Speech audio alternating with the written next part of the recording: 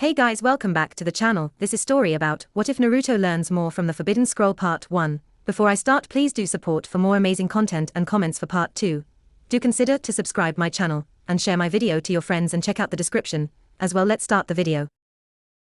I have to make it to Mizuki-sensei's training area, Naruto thought as he ran as fast as he could away from the Hokage Tower with the Forbidden Scroll on his back. Naruto has stolen the Forbidden Scroll of Sealing from my office. I want the scroll and Naruto returned to me now, and I will not accept failure. We can't let Naruto be hurt. Or the scroll captured Hiruzen Sarutobi, the third Hokage of Konoha proclaimed. Hai Hokage-sama, a battalion of Chunin and Jounin called. Move out. And with a wave of his arm, the shinobi of the Hidden Leaf village disappeared in a puff of smoke. Let's see Shadow Clone Jutsu. Crap, I suck at clones. Next, Reaper Death Seal. Sounds like an emo jutsu, hee, maybe I should keep this for the team. Naruto laughed at his little joke while looking through the scroll. Huh. Ninja art. Soul Drain absorbs the target into the user and gives the user access to the target's muscle memories, recently used jutsus, and consciousness into their own mind. Sounds kinda weird. Naruto wondered on its uses for a while. Well, I gotta start somewhere. Okay, Soul Drain it is. Naruto. Hey, Iruka-sensei. Wow, you found me fast. I was only able to learn one jutsu. Iruka paused and had a good look at Naruto. He was scuffed and dirty and seemed to be jumpy but focused at the same time, almost like the squirrels found in these forests. Naruto, why did you steal the Forbidden Scroll? Do you know how much trouble you'll be in? Now I'll be fine.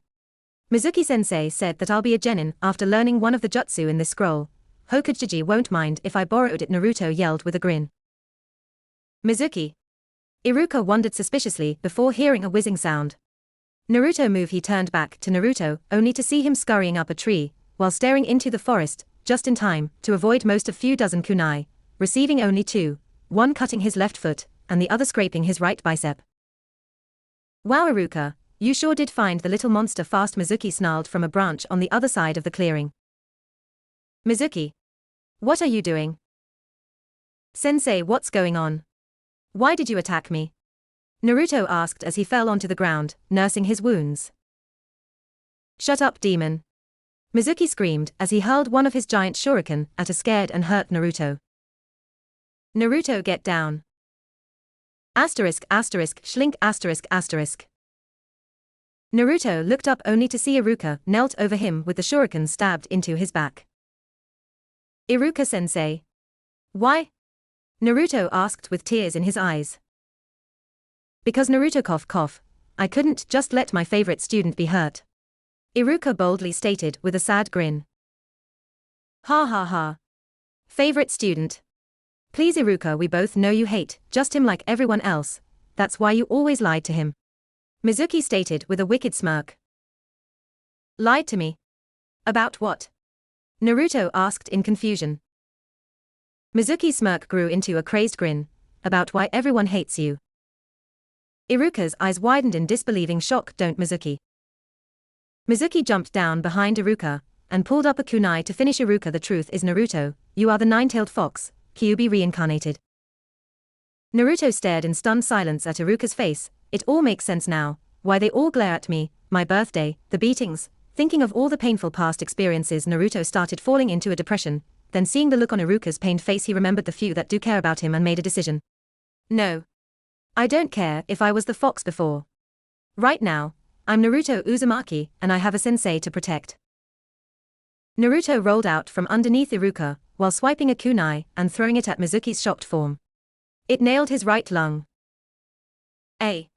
You little bastard. Mizuki looked up in time to see Iruka throwing his shuriken right back at him. Take this, traitor. Iruka yelled. Mizuki dove out of the way, but not fast enough. He screamed as his legs were sliced off at the knee. In a last-ditch effort, Mizuki threw his last shuriken at Iruka, which Iruka dodged by ducking behind a tree. The shuriken stuck halfway through the tree, shocking Iruka with Mizuki's strength. That was when Mizuki smirked, holding a hand sign. Katsu, the shuriken exploded, knocking the tree down and throwing Iruka far out of the clearing. Mizuki's vision was starting to fade. Well, at least I got to take that smart bastard out with me. Forgetting someone. Mizuki's eyes widened when he saw Naruto in front of him holding the ox hand sign. Demon. What are you? Ninja art, soul drain. That's when Mizuki felt it. Naruto chakra was compressing Mizuki's down into a little ball. It was excruciatingly painful. When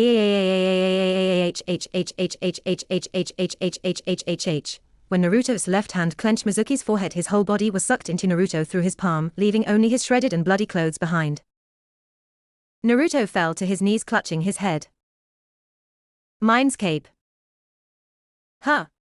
What happened? Naruto looked around, finding himself in a large maze of saws. This is weird. Boy, come here, a dark voice bellowed from around the corner. Naruto walked around the corner to find a huge room with a giant cage in it. Hello. Is anyone there? Suddenly, a giant claw reached for him from between the bars, and only missing by a few inches of his face. Naruto muttered before falling on his ass. This is my container. Geez, you're fucking tiny, the nine-tailed fox demon mocked from beyond his steel cage. Kyuubi. Naruto stuttered in shock. Well, what do you know, he's not a complete moron. Kyuubi chuckled at Naruto's frustrated face. Oi. I'm Naruto Uzumaki. And I'm gonna be Hokage someday. Naruto yelled in a childish fury, you can't talk to me like that. What? What did you do to me, demon? Naruto turned around to see a nude Mizuki hung on the wall by chains. Gah. The fox. Boy, what is this pathetic creature doing here? The fox asked with a snarl. I think I did it with my technique, the soul drain. Naruto replied in a slight, or that it worked properly. Were you practicing this technique on squirrels? Yeah, why? That explains the lunch I enjoyed a few minutes ago. Lunch. Mizuki stuttered while shaking in fear on the fox demon. Yatta, that means I saved Iruka-sensei. Naruto cheered before turning to Mizuki with a dark look on his face, now to finish what I started. Mama haha. Boy. I think this will be the start of a beautiful friendship, the fox grinned from behind Naruto, with Naruto matching the wicked grin. What are you doing, demon? Naruto walked over to Mizuki while weaving three hand signs. Naruto, what are you doing? Finishing my technique, HA. With that, a glow emanated from Mizuki and split in two. The first part entered Naruto through his eyes and mouth, and the other materialized in front of Mizuki's body, taking the form of a clothed Mizuki himself. Actually, that didn't hurt as much as I thought it would. Naruto said while smiling at a see-through clothed Mizuki that was on his knees in front of his hung body. Hey Kyuubi-san, open up. Naruto then flung Mizuki's body to the fox, who happily munched on the corpse before swallowing.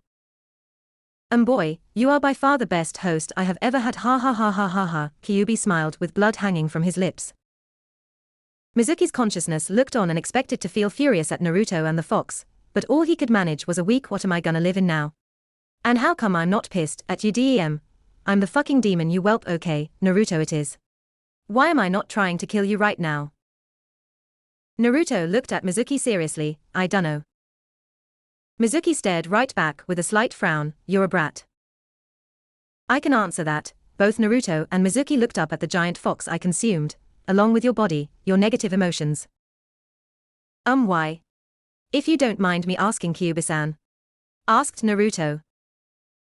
They taste juicy. Oh okay, Mizuki said, feeling confused but happy. So now what, Naruto? Fox demon.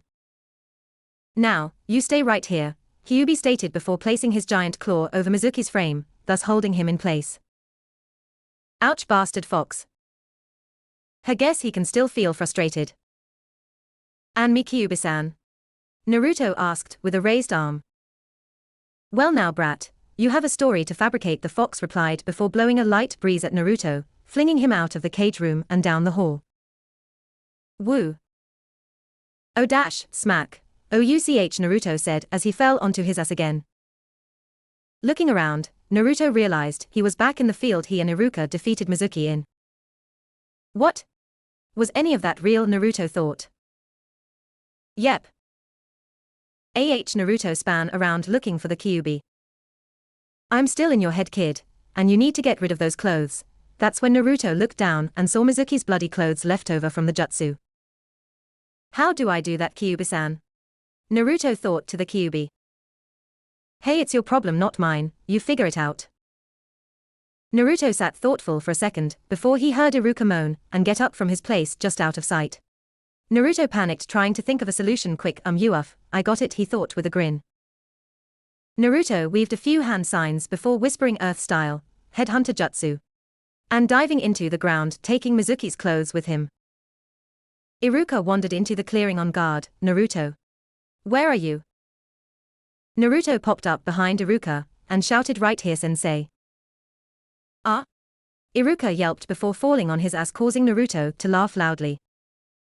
Naruto paused in his laughter for a moment while thinking, hold up, how the heck do I know the headhunter jutsu? Iruka looked annoyed at Naruto before realizing the absence of Mizuki. Hey Naruto. Where's Mizuki? Did he get away with the scroll? No way, sensei. I got the scroll right here. I destroyed Mizuki, just like a future Hokage would. Naruto said with a grin while pointing to a darkened patch of earth with a blood-stained headband sitting atop it. Iruka's eyes widened in disbelief. You completely destroyed him. How? Naruto's grin grew even wider with my new jutsu from the scroll. Iruka stared at Naruto in shock. This academy dropout managed to beat a high-level chunin with one jutsu. Iruka thought in amazement, if that doesn't prove he should be a genin, then I don't know what will. Grabbing Mizuki's headband from the ground, Iruka waved Naruto over. Hey Naruto, close your eyes for a sec. Grinning stupidly, Naruto sat in front of Iruka with his eyes closed. Naruto felt a tugging on his goggles, then a cool feeling replacing them. Congratulations Naruto. Naruto opened his eyes to see Iruka and his reflection in the goggles that he was holding. You graduate. Naruto reached up to Mizuki's headband. No, it's mine. He thought in awe before hugging his sensei. Iruka sensei. Ha ha ha ha ha. Ouch Naruto, I'm still bleeding here. Ha ha ha ha ha. Asterisk knock knock dot asterisk. Come on in you two, said Sarutobi Hiruzen, the third Hokage of Konoha. A bandaged Iruka entered with a polite bow. The vastly powerful elder. Good morning Hoka. Hey Jiji. Knock it off Naruto. Naruto ran over to Sarutobi with a smile on his face so big his eyes were closed tight, ignoring Iruka's furious outburst. Sarutobi chuckles graciously. HM, good morning to you Naruto-kun. How was your rest? He hopped into a chair and leaned back relaxing. He pouted. The hospital was stuffy and they kept me up all night, and they don't serve ANY ramen, you gotta fix that. Sarutobi hummed with a smile before turning to the now seated Iruka. And you Iruka-kun? All fixed up? Only a scar or two now Hokage-sama, he said, patting his side and wincing. And the scroll? He asked. It's in the right hands now, so don't worry about it. Jiji, I'm a genin now. Look. Sarutobi turned to Naruto with a withered smile. Yes you are Naruto, and I'm so very proud of you. Naruto's answering smile lit up the whole room. With a small cough, the third Hokage now demanded their attention, causing the two to straighten up in their chairs. Now, Shinobi of Konoha, I want a full report on the happenings of last night, starting with Iruka. Hi Hokage-sama, they chanted together before Iruka led off with his version of what occurred the night before. When I arrived at the 4th survival training grounds, I discovered a tired but cheery Naruto clutching the forbidden scroll and staring at me expectantly. After learning from Naruto that my colleague Mizuki told him to steal the scroll in the first place, I witnessed Mizuki attack a fleeing Naruto with the shadow clone kunai jutsu. The aged Hokage picked up his mug of tea to try and calm his growing anger at the deceased Mizuki. After this I stepped in and attempted to stop Mizuki's attack. This is when Mizuki told Naruto the S-class secret about the demon fox. The temperature in the room dropped as the Hokage clenched his mug in his hand, barely controlling his rage. And then, Naruto defeated Mizuki to save me with his new jutsu. The rage disappeared, huh? The Hokage said, looking dumbfounded at Iruka. Iruka looked at the Hokage nervously and stated, Academy student, Naruto Uzumaki, completely destroyed senior Chunin Mizuki Kohaku. So I gave him genin status. The Hokage stared at Iruka stunned and then at Naruto disbelieving. Kid, I think it's time to tell them the story we fabricated, the Kyuubi thought to Naruto. Naruto nodded. Okay Kyuubi-san. Jiji. Do you want my report now? The Hokage looked at Naruto and slowly nodded while refocusing. All right. Well, after Iruka-sensei returned fire and managed to injure Mizuki team, Mizuki blasted him away, and I thought he was hurt. So while Mizuki was down, I hit him with my new jutsu and sent his body Warei underground to rot. But when I came back up, Iruka-sensei was waiting for me, and he wasn't too bad off, so I was really happy, Naruto said, before smiling like an idiot up at Iruka. An earth jutsu. Well, that is impressive, Naruto. Could you give us a demonstration? Sarutobi asked with a proud nod. I knew this boy was a real treasure, already learning such advanced techniques at his age, smirking to himself. Well, the thing is, Naruto rubbed the back of his head sheepishly, I kinda forgot the jutsu. Sarutobi and Iruka deadpanned at Naruto. I take it back, his Amoran. Sarutobi weakly smiled at Iruka. Iruka-kun, thank you for the report. I'll see you at the meeting tonight, yes. Iruka knew a dismissal when he heard one. Hi Hokage-sama, I will be there. Turning to Naruto, he ruffled his hair. Catch YA later, Naruto. Good luck as a Konoha Genin, and be careful, okay? You got it, sensei. Naruto beamed up at Iruka as Iruka smiled and left. As soon as the door closed, Sarutobi took off his Hokage hat and gave a woeful sigh. Naruto, I'm sorry I didn't tell you about the fox. But you must understand, if the wrong people found out about your status as a container, well, it wouldn't end well. Sarutobi stared to Naruto, willing him to understand. Kid, I think he was just trying to protect you from being harmed. And I guess, from me, the Kyuubi supplied to a confused Naruto. Kyuubi-san, I have to tell him the truth. If I can't trust Hokage Jiji, then how can I trust anyone? Naruto thought to the fox. With the fox's following silence, Naruto took it as an agreement with his statement. Jiji, what I told you before, well, it's not the full story exactly. Naruto gazed up at the startled old man. I remember the jutsu, it wasn't an earth one. Sarutobi sat back, shocked and worried about Naruto's subdued behavior, and after a few moments' silence, ANBU, leave us alone for a moment. 4 blurs moved from strategic points in the room and flew out the window. Naruto, please tell me what happened. I swear on my honor as the Fire Shadow that I will not tell anyone of what you say now unless it endangers the village. Sarutobi looked comfortingly at a scared Naruto. Well, when I opened the scroll, the first few jutsu just didn't stand out to me. So when I found one that did, I jumped on the opportunity to train. Naruto started blabbering nervously. It's called ninja art. Soul Drain. At this, the strongest man in Fire Country, the legendary Fire Shadow, went stark pale.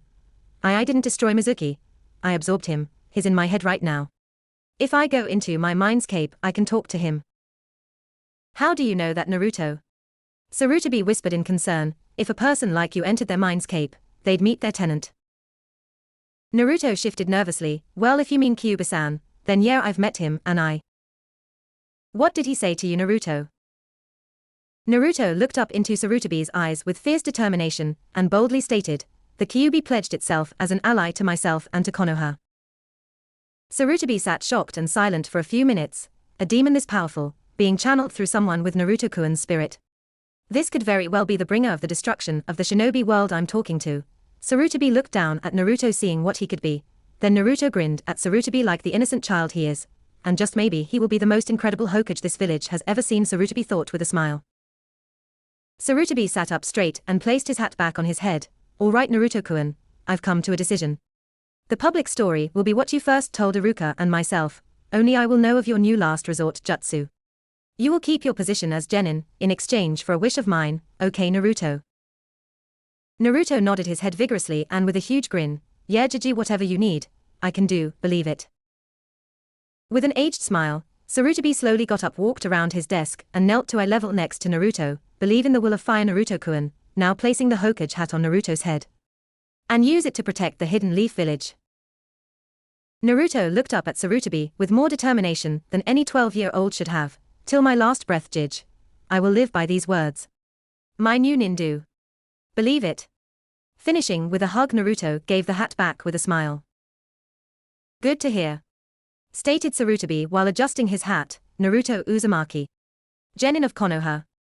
Our meeting is adjourned. The details of this meeting is an A-class secret. Sarutobi ruffled Naruto's overly happy head. Hi Hokage Jiji. Iruka sat at Ichiraku Ramen feeling lucky about the whole situation with Mizuki. I wonder when Naruto is due to come out of the meeting. Not a moment sooner, Naruto hopped up onto the stool next to him. Hey Iruka-sensei. Don't shout, idiot, I'm right here. Laughing, Naruto said, Iruka-sensei, remember you said you'd buy me ramen if I graduate, right? Iruka sighed in defeat. Yeah, sure. Go ahead, Naruto. He couldn't help himself from smiling seeing Naruto so happy. Alright. Hey old man Ichiraku. Gimme 4 miso ramen, and keep 'em coming. Damn it, Naruto, you think I'm made of money? Later that night at the large meeting hall at the base of the Hokage Tower, Iruka and the principal of the Ninja Academy sat alongside the Hokage, facing 24 Jounin. Clearing his throat, Sarutobi gained everyone's attention. Alright, thank you all for coming. Tonight those of you that want to may request a new genin for a squad that will be ran by you. If you have any problems with what one of your colleagues suggest, feel free to share your opinion. At this, Asuma Sarutobi, Hiruzen's son, stepped forward. Hey dad, I'd like to request this generation's Ino Shikacho unit, under my old team banner, Team 10. The Hokage nodded approvingly. A sound request. Anyone object? Silence. All right, Asuma, Team 10 is yours. Hokage-sama. Kakashi Hatake stepped forward. I was told that no matter who I chose, I'm gonna end up getting the Uchikos of my Sharingan. So can I have Naruto as well, please? At this, a huge uproar broke out. The demon passed. Hokage-sama. You can't let the demon be on the same team as the Ucha. I love Dango. Silence. At Sarutobi's yell, everyone shut up. Anko, please leave. You are a Tokubetsu Jounin, and as such not allowed to train a squad anyway. Anko says before diving out a closed window, shattering the glass all over the floor. Sarutobi sighs in exasperation. Kakashi, was there anyone else you wanted to request? Looking up from his book, Did you say something, Hokage-sama? Sarutobi facepalmed himself. For the love of Log, your third candidate, Hatake. I widening in realization. Let's see, I guess I'll take Kakashi, rummaging through the sheets of paper containing genin names. This one. Okay, Sakura Haruno, I guess. Any objections? Nobody cared. Alright, Squad 7 under Kakashi Hatake, Sasuke, Naruto Uzumaki, and the pink-haired Banshee. Everyone looked at Sarutobi with a raised eyebrow, or a suppressed giggle. I mean Sakura Haruno. Next. Mind's Cape. Hey Mizuki team, Kyuubi-san. Why is it a saw down here? Naruto yelled upon entry into his Mind's Cape. Cause kid, you're as unimaginative as a shit. Kyuubi honestly replied. Bastard fox. Naruto yelled back childishly while shaking a fist at the legendary demon. Well Naruto, a see-through Mizuki stated leaning on one of the bars on the cage, a person's mindscape is basically the representation of how they imagine their consciousness to be. Yours is a saw because you are young and impressionable. Naruto just looked at Mizuki blankly. What I'm saying is it took a random simple form, you can change if you want. Just by willing it to change. Mizuki explained. Naruto's face lit up in realization. Why didn't you just say so before? See what I'd have to put up with by myself if he chose another jutsu. Kyuubi deadpanned at a facepalmed Mizuki. So I can do this? Naruto exclaimed, staring in concentration at a blank space. A lot of people can glare at the floor, kid. It doesn't take much concentration. To a small 2-story house with a flat roof suddenly appeared. I stand corrected. Mizuki looked at the house in awe. Holy log. That's incredible. Smirking, Naruto jumped onto the roof. Almost done, he said and chewed his lip in focus. And thus, a 10x 8-meter flat screen television grew out of the roof, along with a 4-seater couch. Done. Now you two can watch the outside world through my eyes and ears. Mizuki looked at the black screen and listened to Naruto's snores. Truly invigorating. He sarcastically stated. I know, right? Naruto obliviously yelled.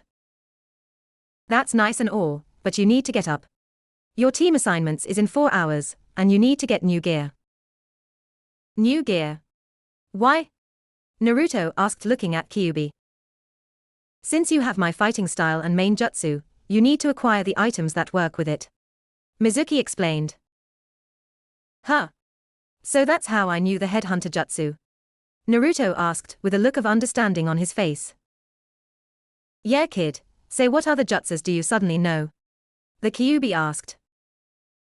Naruto tried to think of what jutsu he knows. Well, All my jutsu that I know I can do are substitution, transformation, ninja art, soul drain, shuriken shadow clone jutsu, earth style, headhunter jutsu, and the earth style, earth wall.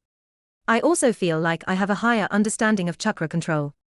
Naruto's smile threatened to split his face in half. Wow, I totally picked the best jutsu ever.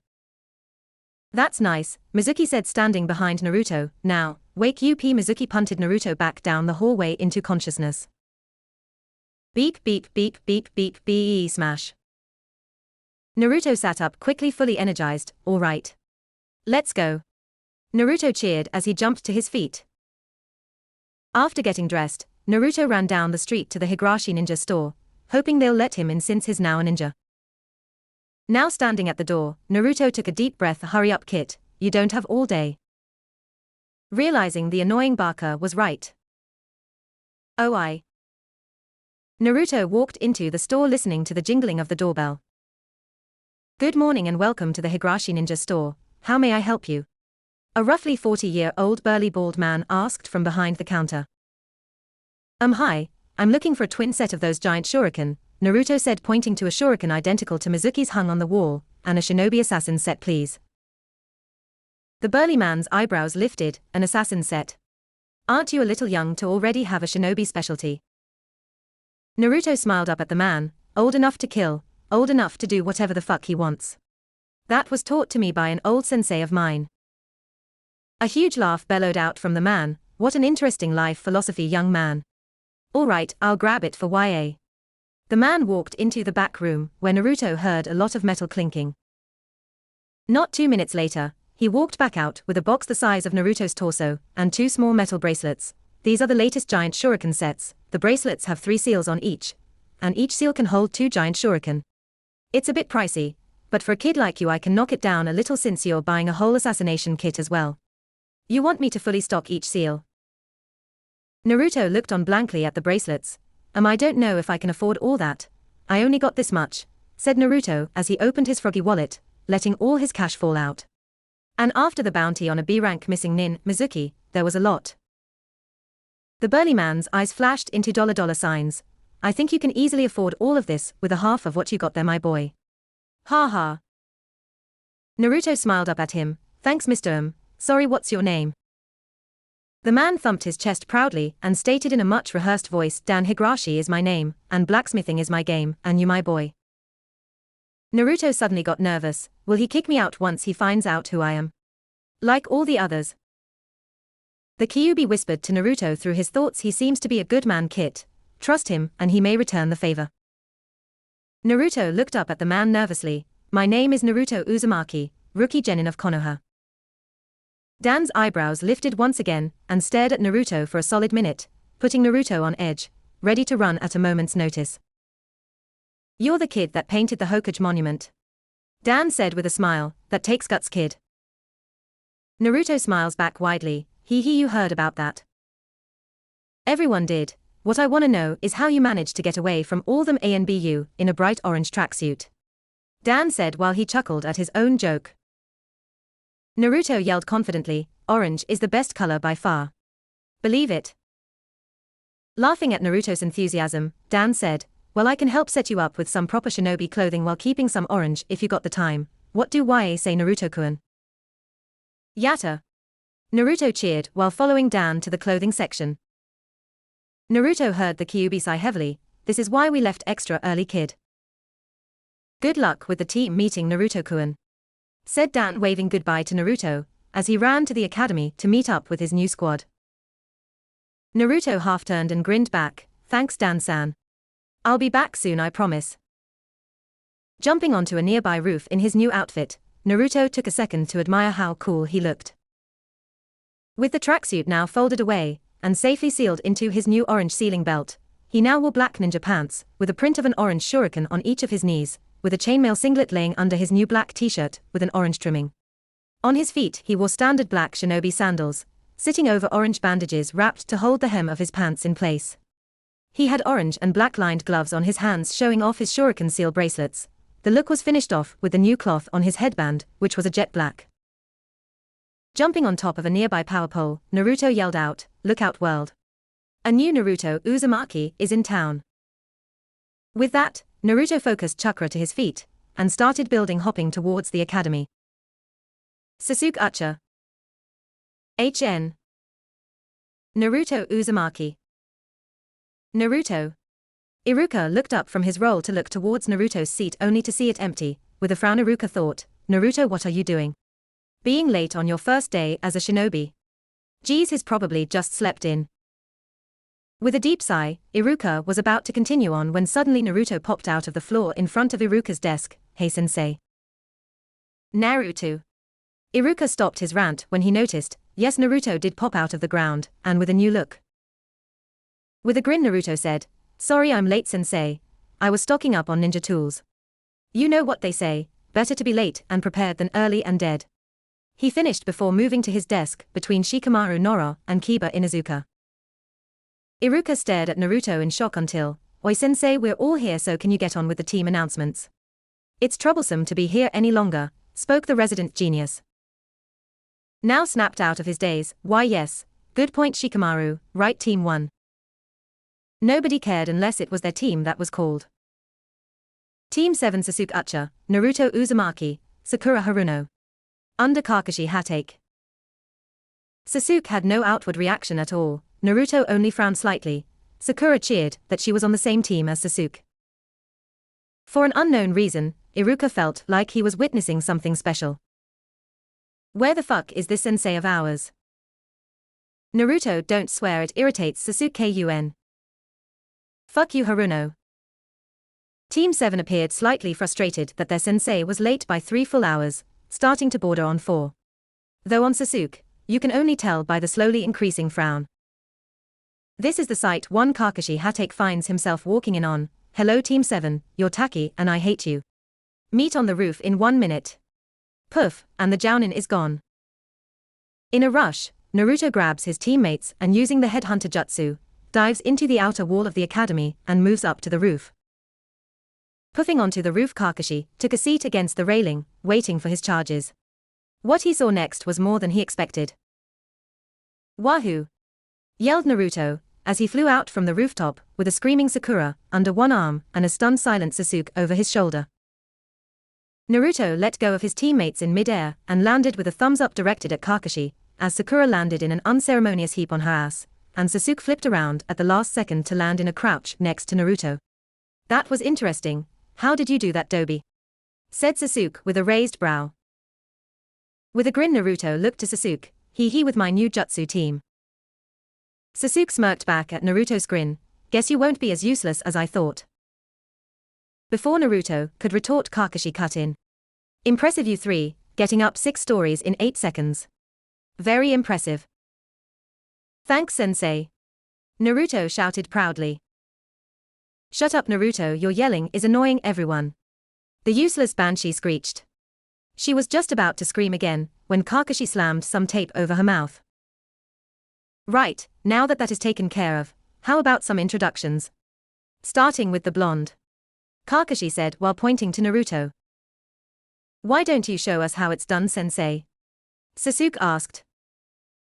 Alright, my name is Kakashi Hatake, my likes are none of your concern, my dislikes are the things I don't like, my hobbies include things I like, and my dreams are rated R18+, so I won't be sharing them with children. Now you blondie. The 3 just stared at him thinking, all we know is his name and he has grown-up thoughts. Okay then. My name is Naruto Uzumaki. I like ramen, my comrades and my tenant. At this Kakashi's visible eye widened.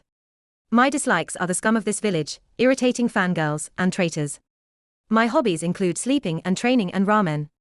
And my dream, I will protect the will of fire and the people that follow it. Believe it? Kakashi nodded, alrighty then. I'll need to talk to you about you, tenant, comment later Naruto. Alright the emo, your turn. My name is Sasuke Uchiha. I like training and getting stronger. I dislike weak fangirls and a certain man.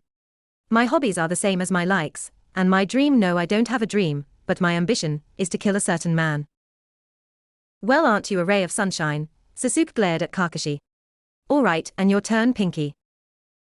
MMMPH, MNNMMPFFF. That's quite amazing and more than enough information, thank you Sakura. The 2 boys looked at Kakashi confused. Did he actually hear her introduce himself? Or did he already know our names? They looked at each other, then at a fuming Sakura. Best not to ask. Alright you three, meet me at Training Ground 7 tomorrow, at 6 am for your second test. Naruto, I will be visiting you this evening to discuss things. Kakashi said before poof, he was gone. Naruto turned to Sasuke. Hey, what do you think he meant by second test? A frowning Sasuke looked back. How should I know, Dobi? I have to go train. Then he started towards the stairs, just as Sakura ripped the tape off of her mouth. Sasuke-kun. Let's train together. Sasuke froze and turned back to Sakura, before turning back to the stairs only to see Sakura standing there staring at him with hearts in her eyes. Sasuke-kun. Sasuke scowled. Crap. How do I ditch this banshee? He thought when he suddenly felt someone grab his arm. Turning, he saw Naruto. Come on team. He yelled before jumping off the building and dragging Sasuke with him. Naruto, you're gonna kill us. Sasuke screamed in a very UN Sasuke moment. He looked at Naruto to see him holding a one-handed sign. Dobi, what are you doing? And then, the two disappeared as they dove into the ground. Coming up at Team 7's new training ground, a giggling Naruto let a freaked out Sasuke free. Hee, that was great. Did you see her face? Ha ha ha ha ha ha. A now slightly calmer Sasuke said, I guess a thanks is due, Dobi, nice save. Although, I could have used a warning. I owe you one. Naruto, now smiling widely, alright then, I'll consider us even if instead of both of us training separately and without a sparring partner, let's train together as long as we're on this team together. Sound good? Naruto asked. Sasuke looked at Naruto weighing the pros and cons. After a moment he nodded fine, but only for as long as the anti-fangirl service is active. Deal? Naruto nodded, deal. Naruto and Sasuke took their stances. Taijutsu only, Dobi? He asked with a confident smirk. For now team. Enough chatter, let's go. Naruto yelled as he shot forward with a higher skill level than ever shown previously. Asterisk knock knock asterisk. Naruto looked up from his dinner of instant ramen and blinked. Who do you think it is, Kyuubi-san? He thought. It's probably that Cyclops from earlier. He did say he wanted to talk to you about me. Naruto nodded and slurped the last mouthful, as he took the necessary steps to the door. He opened it with one hand to see that it was indeed Kakashi who was waiting. Yo Naruto. He said with a wave. Naruto grinned. What's up, sensei? You wanted to talk about Kyu. Within a second, Kakashi had closed the door and moved Naruto over to his bed. When Naruto got control and sat back up normally, he noticed Kakashi had pulled his only chair up to face the bed. What the hell? Naruto yelled. Kakashi, I smiled. Sorry Naruto, but I can't let you talk about that so callously. He said before leaning forward and speaking in a serious tone. Your comment earlier today. About your tenant, explain to me what you meant exactly.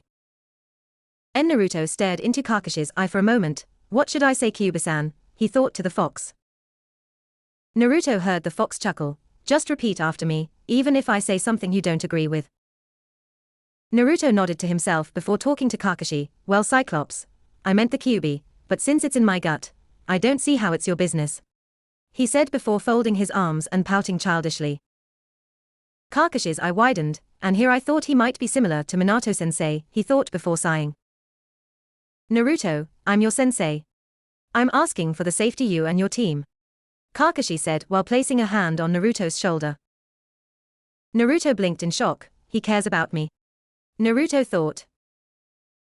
No shit, kid, why else do you think he came here? Repeat after me again, I wanna mess with him some more. Kyuubi ordered with a chuckle. Naruto frowned. Bastard fox. Forget it. You're cut off. Naruto thought as he broke the signal between him and the TV in his mind. Naruto smiled at Kakashi. Sorry sensei. Well, I met Kyuubi-san the other night. Other than being a prick, he's pretty alright. Naruto said while scratching his head.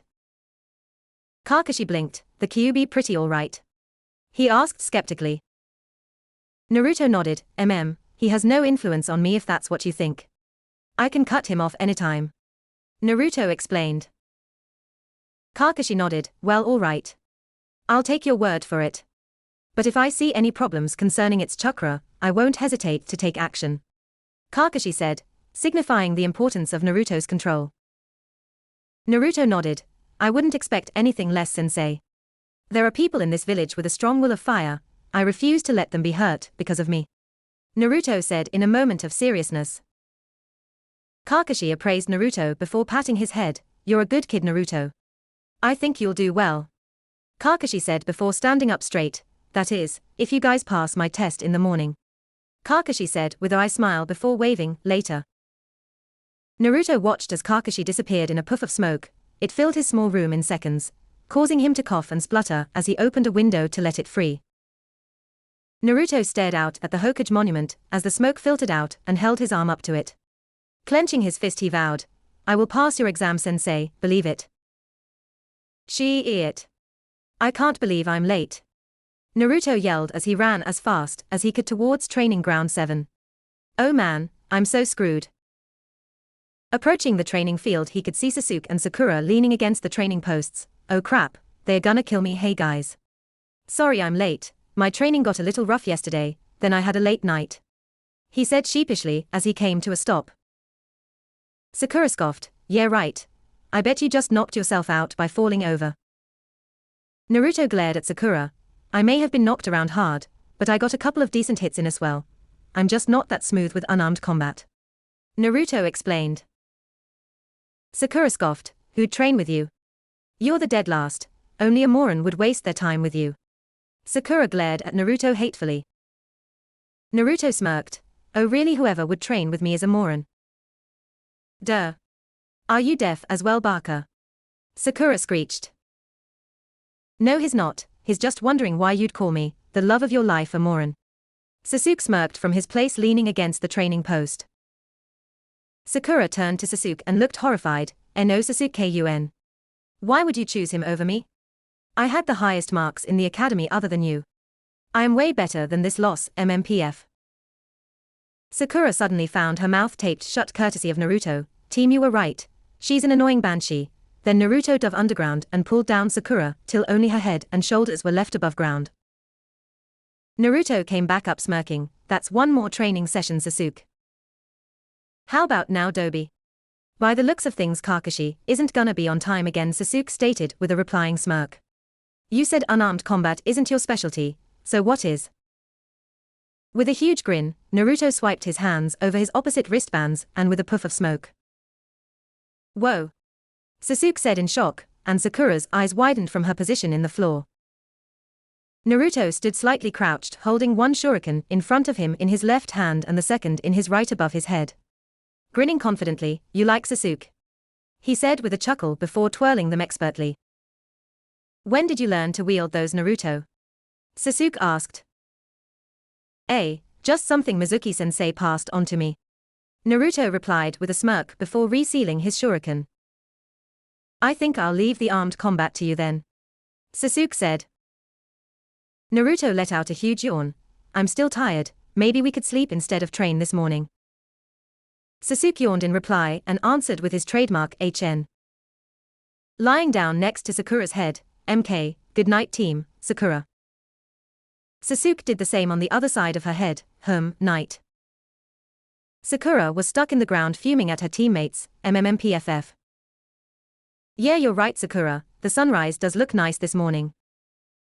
At 11 a.m. Kakashi appeared in a puff of smoke. Sorry I'm late, I was lost on the road of life. He looked around to find Naruto and Sasuke, using an almost completely buried Sakura's shoulders as pillows, while she glared up at him with her mouth taped shut. In this situation, Kakashi did the only thing he could. Reaching into his pouch, he pulled out a camera and took a photo. *flash*.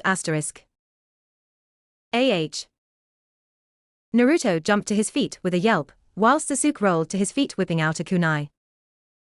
Good to see you three are so alert this morning, Kakashi said with an eye smile. Naruto, please get your teammate out of the ground. Sure thing, sensei. Naruto said with a salute before falling backwards into the ground. With his 3 students now sitting in front of him patiently, Kakashi began his speech. Alright guys, now I'm sorry to break it to you, but until you pass my test you are not full genin yet. Cue jaw drop from Naruto. scowl from Sasuke and muffled Sakura, trying to take the tape off of her mouth. In this test you need to take one of these bells from me in combat, and return them to this alarm clock, he said, pulling out 2 bells and clipping them onto his belt. You need to come at me with the intent to kill, or you won't stand a chance. The alarm will go off at noon, so, begin. All 3 genin disappeared into the surrounding foliage. Now, I wonder who will come for me first. Or if they'll take me seriously. After 2 minutes of waiting, Kakashi heard a whizzing sound and barely ducked in time to dodge a flying shuriken. What the hell? What genin is capable of using a full-sized battle shuriken at this speed? Kakashi turned to where the shuriken was thrown from, only to see a fireball mere meters away from him. Shit. Asterisk boom asterisk. Naruto jumped into the clearing holding a second shuriken. Damn, Sasuke, he substituted. Naruto complained. Sasuke appeared next to Naruto HN. Seeing the substitution log, they both paused to offer their prayers to the fallen log. And on looking Kakashi's eye widened, followers of the log. And these boys are barely genin. And by the looks of things, they've also figured out they need to work together to get these bells. Looking down from his perch, Kakashi saw Naruto's discarded shuriken. Now why would he leave such a pricey ninja tool sitting there? Approaching the shuriken, Kakashi kept his focus on the genin in the clearing. He will plan to come pick it up, and by then I will have a trap set up for the both of them, Kakashi thought as he crouched in front of the shuriken. He reached into his pouch on the left side of his belt line, leaving the bells wide open on the right. It was at that moment, Naruto and Sasuke turned to him while smirking. Now Sakura! Yelled Naruto. Shocked that the 2 genin managed to sense him, Kakashi didn't react in time for the shuriken to go poof and reveal it to be Sakura under a transformation jutsu. Sakura grabbed the bells and ran towards the boys who were running towards her. Seeing this, Kakashi snapped out of his daze and ran to get the bells back. Hurry up, Naruto. Ready, Sasuke, said Naruto as he was sinking into the ground. HN, fire style, fireball jutsu, Sasuke said as he launched the jutsu straight at Sakura and Kakashi. Kakashi's eye widened. What are they doing? They are willing to burn through Sakura and the bells to get me. I have to save her now, Kakashi thought as he began running full speed towards Sakura. The fireball was flying towards Sakura, and she was still running towards it, with Kakashi only 3 meters behind her. 2 meters, the fireball was almost upon them. Kakashi reached for her. Only 1 meter away, and Kakashi almost had her when Sakura suddenly sunk into the ground. Kakashi stared in shock at the place Sakura disappeared to, and looked up barely in time to see the fireball start to burn the material of his sleeve. He instinctually used the substitution jutsu to barely escape with only minimal burns. Falling to the floor at the base of a nearby spruce, Kakashi looked at the alarm clock and saw Sasuke smirking at him. Not a second later, Naruto popped up from the ground with Sakura by his side holding the bells. Just in time for the alarm go off. Naruto smirked. Looks like Team 7 passes, sensei. Asterisk knock knock asterisk. Come in. The door to the Hoku's office opened and in walked the newly formed Team 7. Sarutobi looked up shocked. Kakashi. Did you actually pass a team? With a small eye smile, hi Hokuto-sama. Not only did they get the bells, they used an abnormal level of teamwork not found among many jounin, also they managed to best me in a deceptive trap, earning me this. Kakashi showed the Hokage his now bandaged arm. Sarutobi looked on in shock at Team 7's smirking faces. Well, Gigi. How about a mission NE? Naruto said with a grin. Be respectful to Hokage-sama Baka. Sakura yelled as she slammed a fist into the back of Naruto's head. She was about to rant again when Sasuke slammed tape over her mouth. Quiet, he ordered Sakura before kicking Naruto's side. You dead, Dobi? Sarutobi laughed at the young team while Kakashi smiled. Well, I guess every team was its quirks, Kakashi thought as he watched his team. Over the next 2 months, Team 7 participated in numerous D-rank missions of vital importance. Finally, Naruto shouted while throwing down his paintbrush. Sasuke put down the leftover paint buckets and sighed as he wiped sweat from his forehead with his forearm. At least with the Tora mission we get to train our tracking skills, he muttered. Leaning away from the newly painted fence, Sakura turned to Sasuke starry-eyed. HMMPF HM, MHMF MBM. Now Sakura, this is no time for such language. Kakashi said from his place in a nearby chair, while happily reading Icha Icha Paradise, earning himself a dark glare from the girl. Kakashi-sensei, can we please get a C rank? I know it's early for a rookie squad, but come on. Naruto pleaded. Kakashi looked over his students and seeing them all looking at him hopefully, he sighed. I'll ask the Hokage, but I doubt he'll say yes. It's extremely unlikely, so don't get your hopes up. It's about time you asked. I've had this one sitting aside for a week now. Hiruzen said with a small smile towards a wide-eyed Kakashi. Yatta. You're the best, Jiji. Naruto ran up and grabbed the scroll from his hand. Let's go. He yelled in victory. And with that, Naruto and Sasuke ran out of the office to get ready for their new mission, leaving a still shocked Kakashi behind with a recently UN-taped Sakura. Sensei. Shouldn't you get the scroll from Naruto, so that we can actually unseal the info and do the mission? She asked in a whiny voice. Snapped out his state at Sakura's question, he replied, why yes Sakura, you are correct. Now, go pack a standard survival kit for let's say a week, okay? We'll meet up at the main gate at dawn tomorrow morning where I will share the mission details.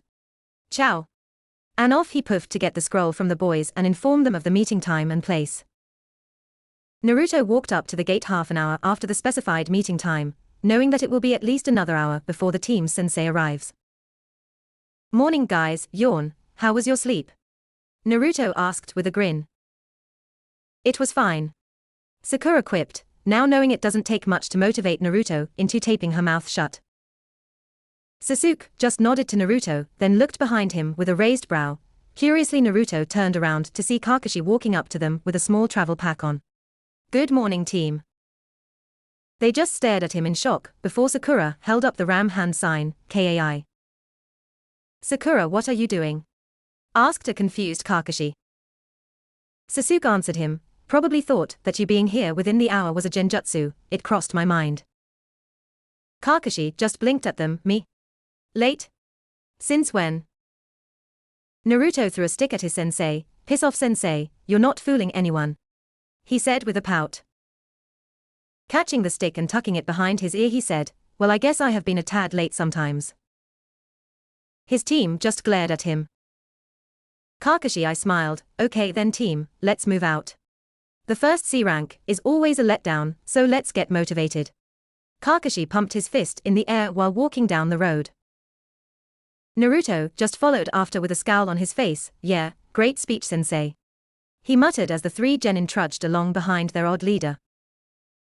All right troops, we'll stop here for the night before moving on to the town. Hi sensei. The team muttered as they entered the middle of a small clearing surrounded by huge trees with trunks 10 meters thick.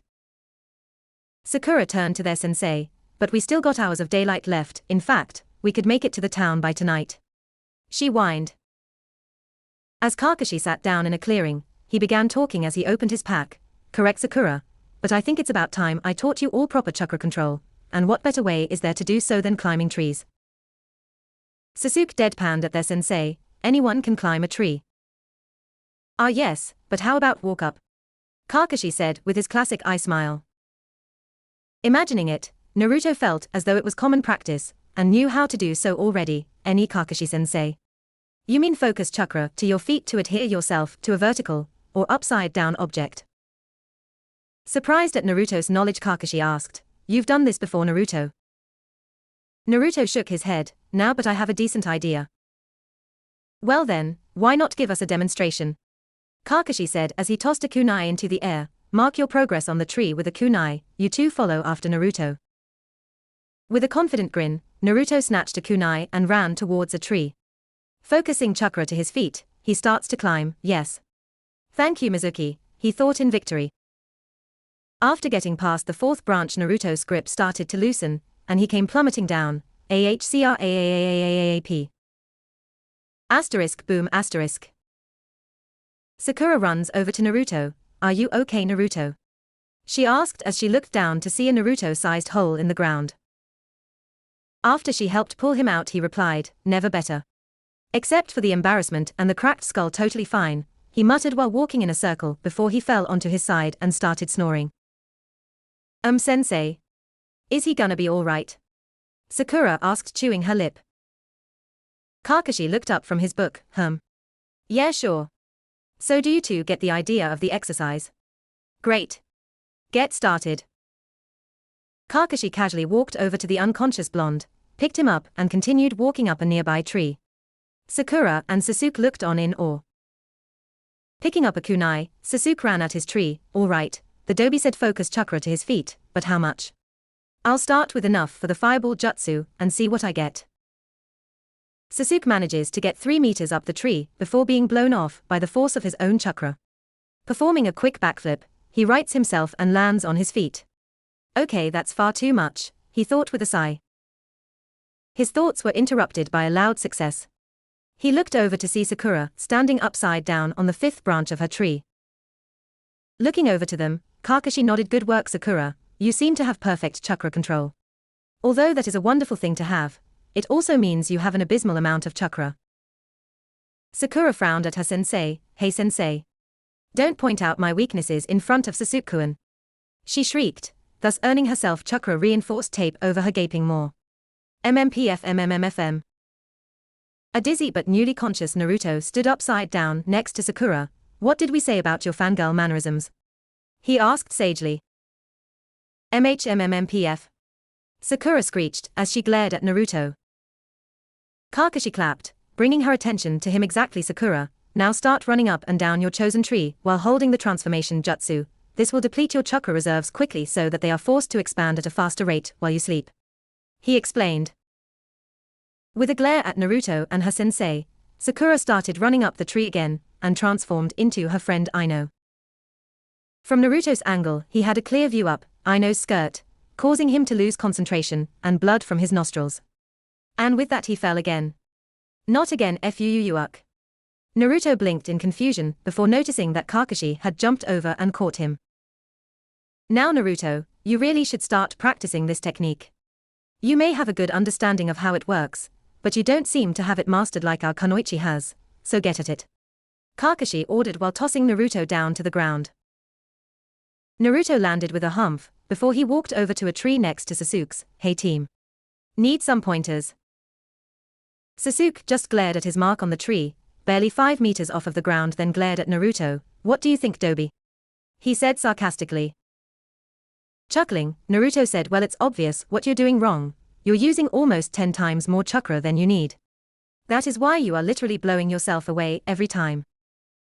Sasuke's eyes widened in understanding, and after concentrating on his chakra, he ran for the tree again, making it to the 3rd branch before slipping off. Landing on the ground and looking up at his progress, Sasuke smirked at his success. HN. Turning to Naruto to thank him, he realized Naruto was having one of his daydreaming spouts, staring blankly at the tree. Sighing and turning back to his tree, I can thank the Dobi later. I guess I owe him another one, and an Ucha always repays their debts. He thinks before running at his tree again. Mine's cape. How come I don't have this down right away? Naruto asked from his spot lying down on the couch on the roof. Mizuki stopped watching the Ucha practice and turned to Naruto. My guess is that even though you recall how to do it from my experience, you're remembering it for someone with my size and mass. Since you are smaller than me, you don't need as much chakra. Though it seems to be close enough to hold you for a few seconds. Naruto raised a brow. Well, that makes sense. Why didn't you tell me earlier? Only I seem to be able to contact you without you being unconscious, kid, and I'm a bit too big to even need the tree climbing technique. The fox pointed out. Naruto frowned, but the scroll said, after meeting you in my mind's cape, I should be able to converse with you freely. With a sigh, Mizuki started clicking buttons on the TV remote. Let's see what it actually says. He muttered. Mizuki skipped back through Naruto's life. Each time he clicked skip it went back 12 hours. After a minute, he said, here we go. All right, now I just need to pause it on when you were looking at the scroll there. Asterisk click asterisk, got it. Mizuki said in victory. Naruto scowled up at Mizuki. How do you do that? These are MY memories. Mizuki shrugged. This is how you programmed it, even if it was subconsciously. That is actually pretty cool, probably useful as well. Mizuki interrupted. Aha. Found it. Alright, it says exactly, when the user is like-minded to a specific target, he can freely hear our thoughts, so I guess if you think like me we can communicate freely. So basically, I have to think like a boring lecturer with secretly evil intentions. Hit the nail on the head, kid. Well, I don't think I'll be doing that anytime soon, Naruto guessed. Kid, you should get back to training, and remember, use only a little bit less chakra. Yeah, Naruto, it should only be about as much chakra needed for a third of the substitution jutsu, got it? Naruto rolls his eyes while walking back out of his mindscape. Yeah, geez, you two nag like a couple all the time, he said before having to dodge a tail of chakra and several kunai on his way out, laughing his ass off as he went. Coming back to his body, Naruto waited till Sasuke was just about to step onto the tree again. I've got it, he shouted, throwing off Sasuke's concentration and causing him to shoot from the tree on his first step. Scowling, Sasuke turned to Naruto. Damn it, Dobi, I almost had it, he muttered, only to realize Naruto wasn't there anymore. Naruto. Yeah, team, Naruto shouted from his place at the very top of his tree, out of Sasuke's sight. Sasuke scowled before getting back to practicing. I won't be left behind, he thought in determination. Kakashi appeared in a puff on the tree facing Naruto. Book in hand. Good work, Naruto. Since you finished before Sasuke, why don't you go set up the team's tent? With a small chuckle, now I'm good, sensei. I already have a 6-man tent set up right here, Naruto said, patting his sealing belt. Curiously, Kakashi asked, you're that proficient at sealing already, Naruto? Most shinobi don't get taught proper sealing methods until they become chunin. Scratching the back of his head sheepishly, well, in all honesty, sensei, I just bought the belt with pre-made sealing pouches. All I know is that it'll help with my specialty. Kakashi raised a brow. Specialty? What have you chosen? Turning to Kakashi, Naruto became serious as he spoke. Assassination. Kakashi's eye widened, shocked at the change in his student. Naruto, are you sure you've made the right choice? It's a bit early, and I don't think you understand what is needed for that line of work. Looking at his sensei seriously, Naruto smirked darkly as he spoke. I know who I am and what my purpose is. I made a promise to Hokage. I will fulfill that promise, even if I have to fall into darkness to do so. Kakashi stared at Naruto, putting away his book and standing straight. Naruto, I can't let you go down such a dark path. And I know that the Hokage would never ask you to do something so severe.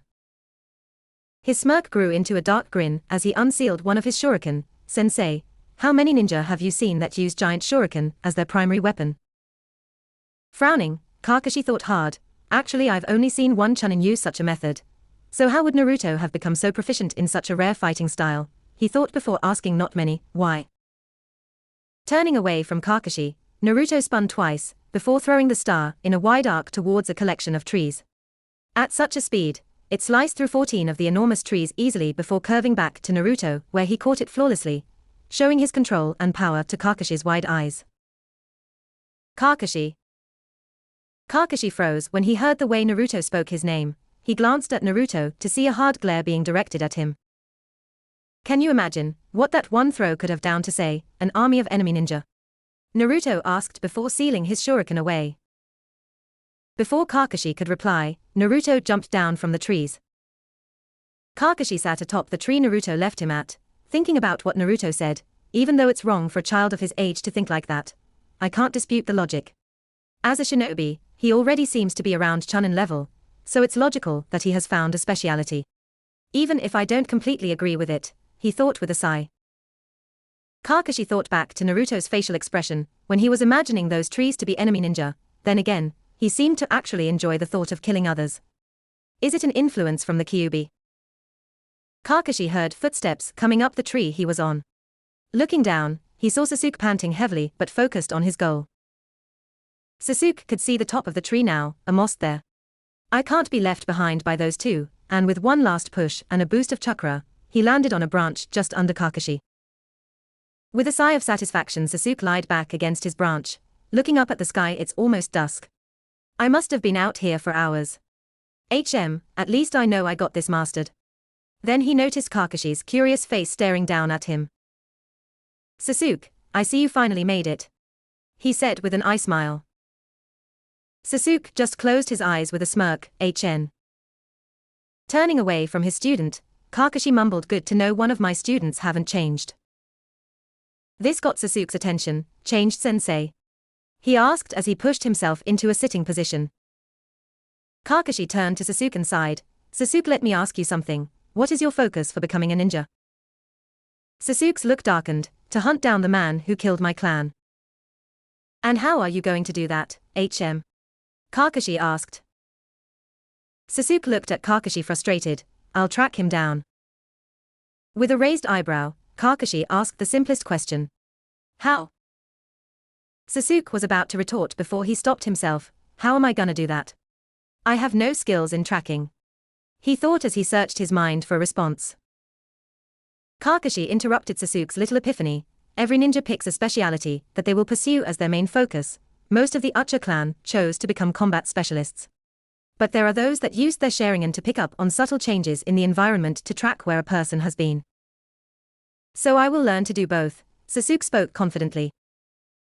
It took the average Uchiha near 15 years to master their tracking skills, Kakashi informed, breaking Sasuke's confidence. Although every now and then, there are ninja that pop up once a generation that can be a jack of all trades. But usually a master of none. Do you understand what I'm saying, Sasuke? Kakashi asked. Sasuke frowned up at his sensei. You're saying if I'm going to be strong enough to beat him, I won't be able to find him. And if I can find him, he will slaughter me. Kakashi nodded. Yes, that is why we put you on teams. Kakashi said, causing Sasuke's face to light up in realization.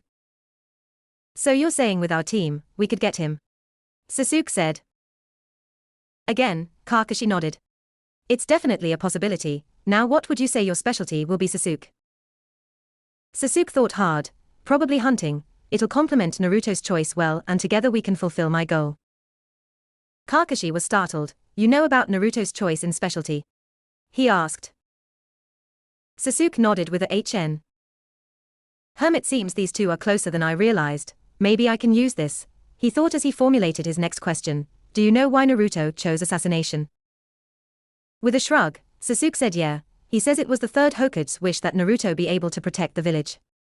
Naruto thinks this path will help him do so to the best of his abilities. Now it was Kakashi's turn to have an epiphany. Maybe it wasn't darkness I heard in Naruto's voice before. Just cold hard determination, he thought, convincing himself that Naruto wasn't taking pleasure in the thought of killing. Standing up, Kakashi turned back to Sasuke. Well, I guess as a sensei, it's my job to make you both well-rounded ninja, and help you maximize your chosen specialty. We'll do so after we finish this mission. Sasuke got up as well. Speaking of the mission, Kakashi-sensei, you haven't actually debriefed us on what it is we've been hired to do. Well then let's return to camp. I'll inform everyone at once. And with that the two ninja jumped down from the treetops. Naruto looked up from his spot next to Sakura's head. Ohio-sensei, team. You up for some meat? Said Naruto, gesturing to the roasted boar sitting over the fire.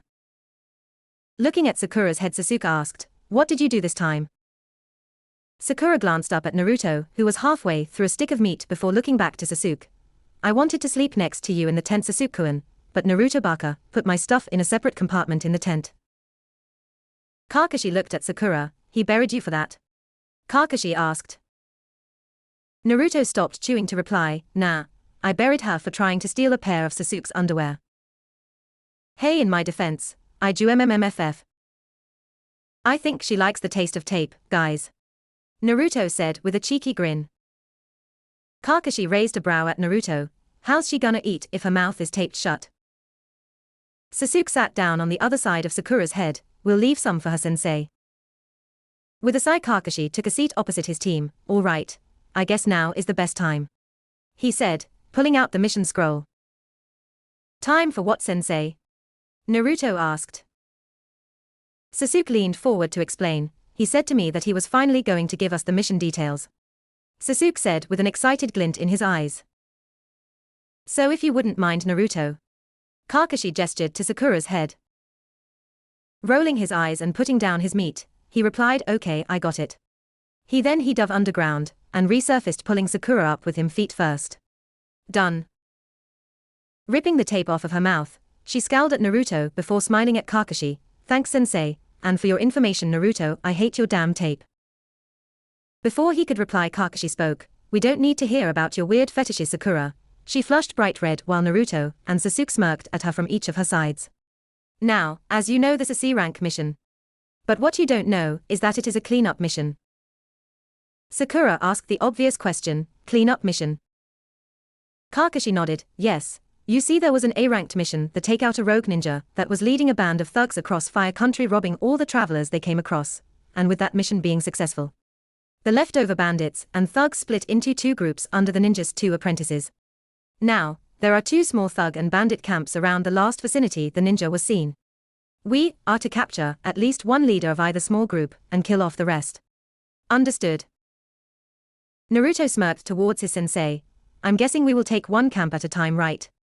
With us Genin taking out the weak-ass thugs, while you handle the big boss men? Naruto asked. Kakashi nodded, precisely, but first, we will be heading to meet the mayor of the small town that hired us. They should only be an hour away, if you can all use your recently learned skills so we can tree hop there.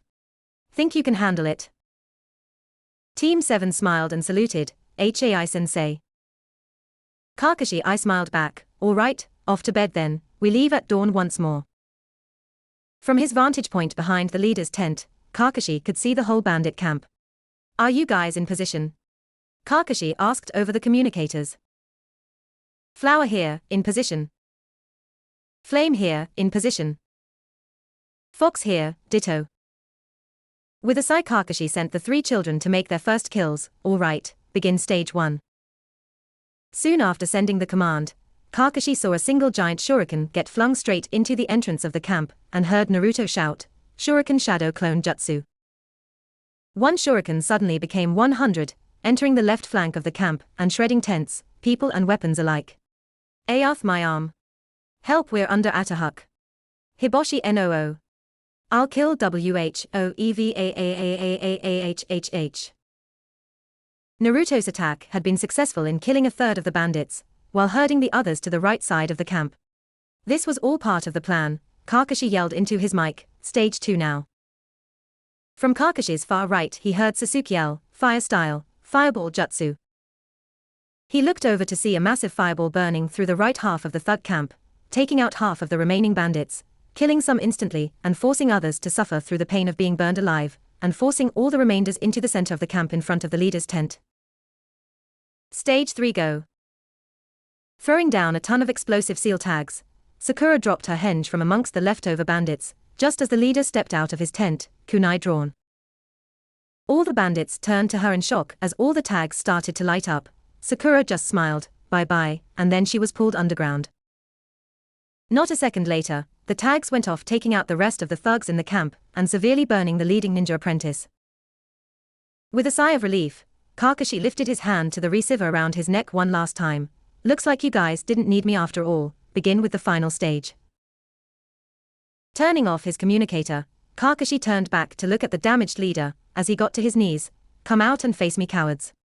The apprentice screamed, only receiving silence in response. Too good to finish me off. I will kill all of you. He screamed with bloodshot eyes as he breathed deeply and looked around to find his attackers. The camp was silent for nearly a minute, then the ninja jumped when he heard a chuckle from behind him. He turned around, just in time to see a giant shuriken speeding towards his head. Meeting up with Kakashi back at the rendezvous point, Naruto smiled at his teammates. First camp, done and dusted, he said with a thumbs up.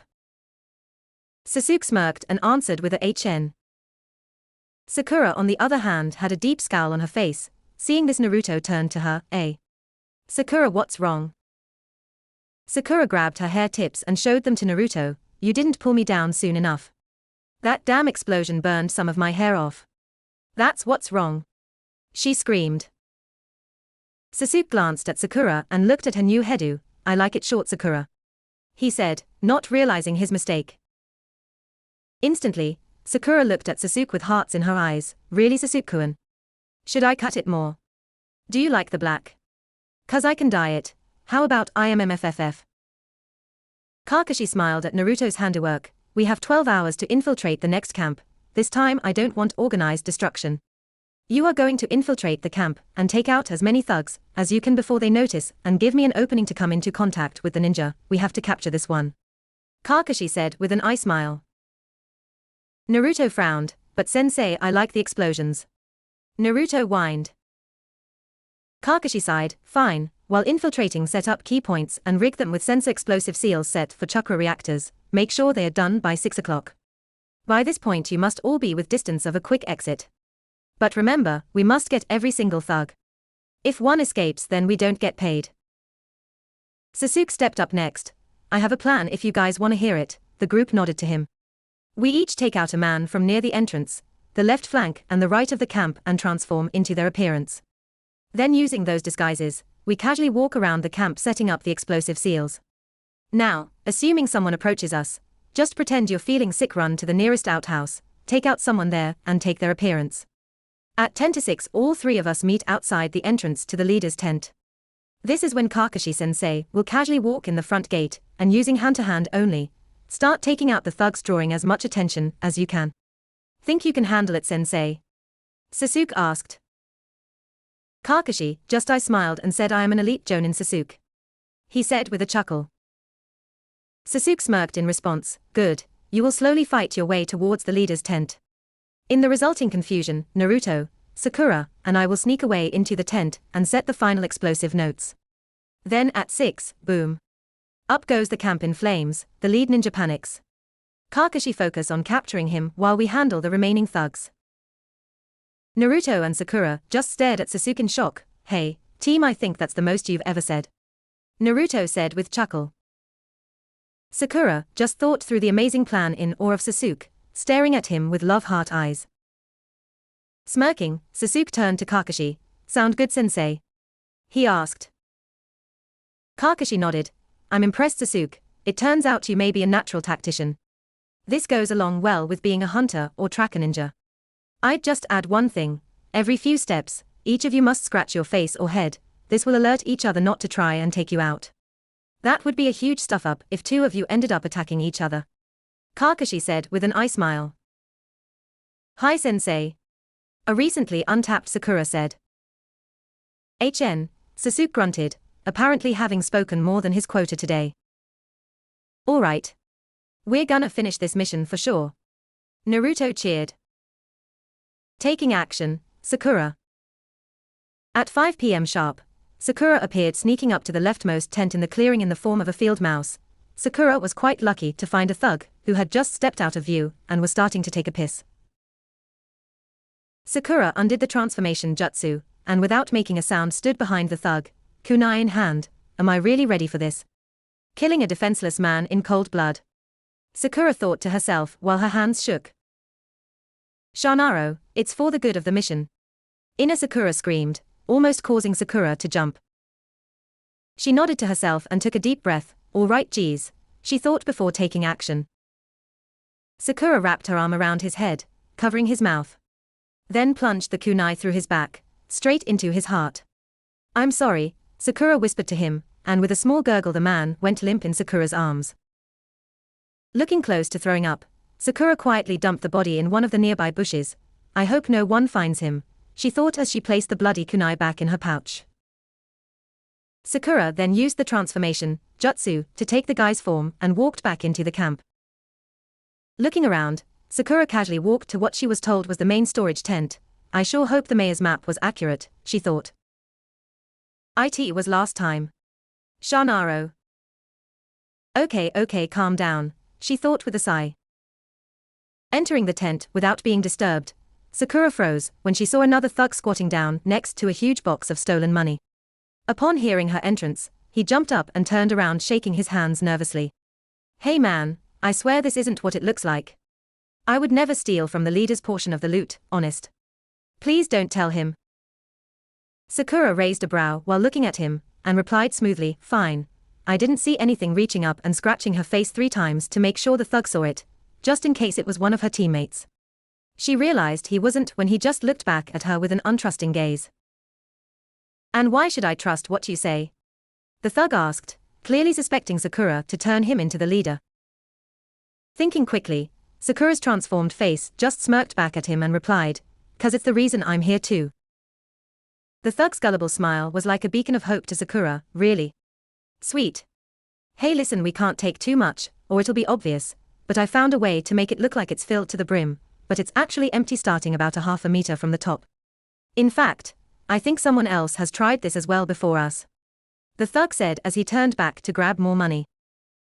Sakura came up behind the man drawing her still bloody kunai again, hollow on the inside. "How do we access it?" she asked as she steeled her resolve to kill again.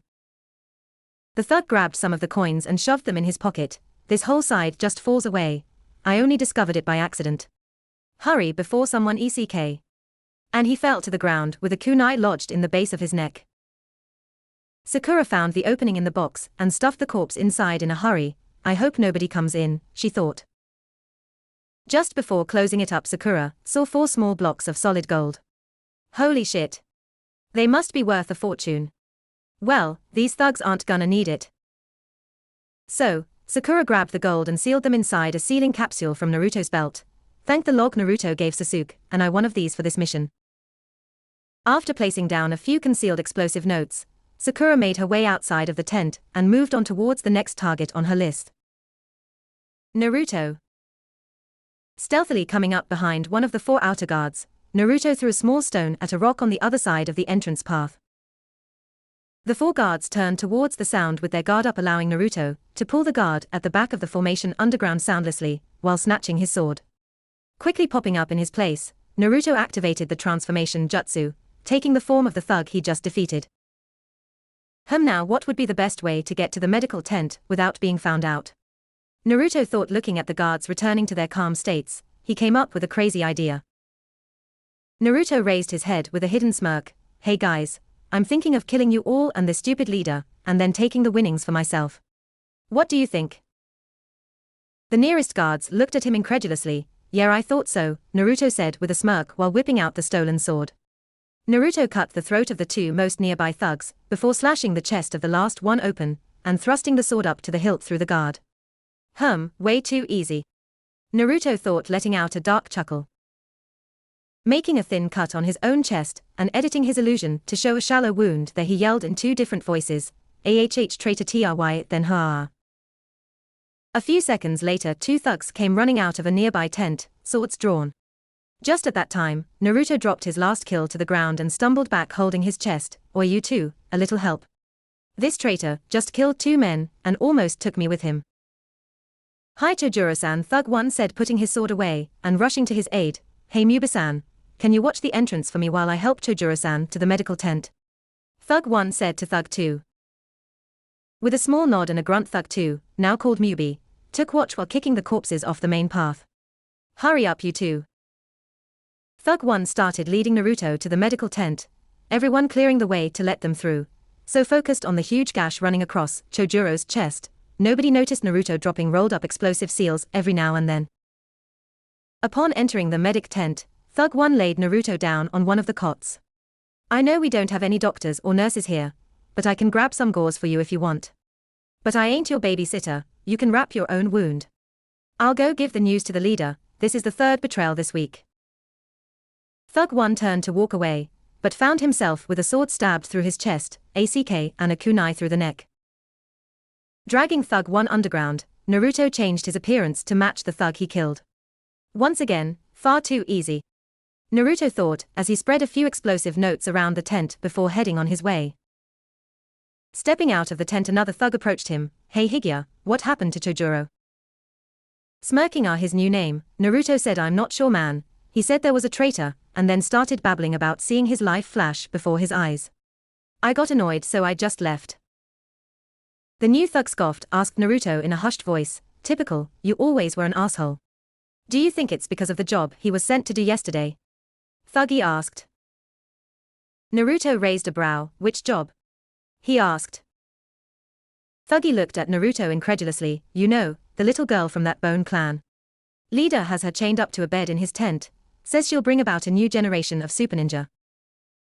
Naruto's face lit up in fake realization to hide his growing rage. "Oh yeah, how could I forget that?" Thuggy patted Naruto's shoulder. "It's all right, everyone has their moments. Hey, you want me to come with you to report this? You seem a little shaken yourself."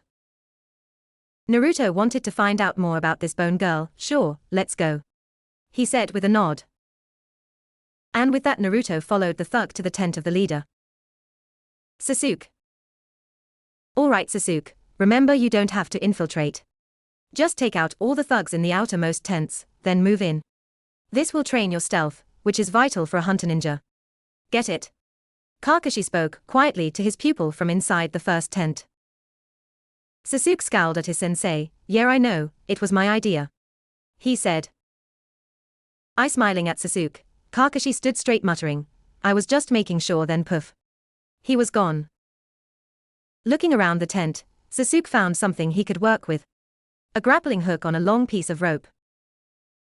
Lifting the flap of the tent to the side, Sasuke peered out to survey his surroundings.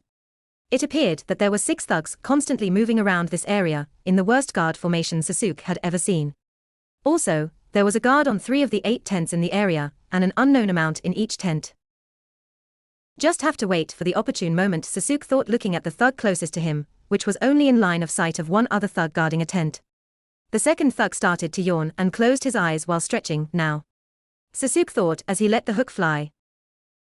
It snagged the first thug around the neck, and with a strong heave, the thug's neck snapped and he was flung towards Sasuke. Sasuke caught the flying corpse and threw him inside the tent.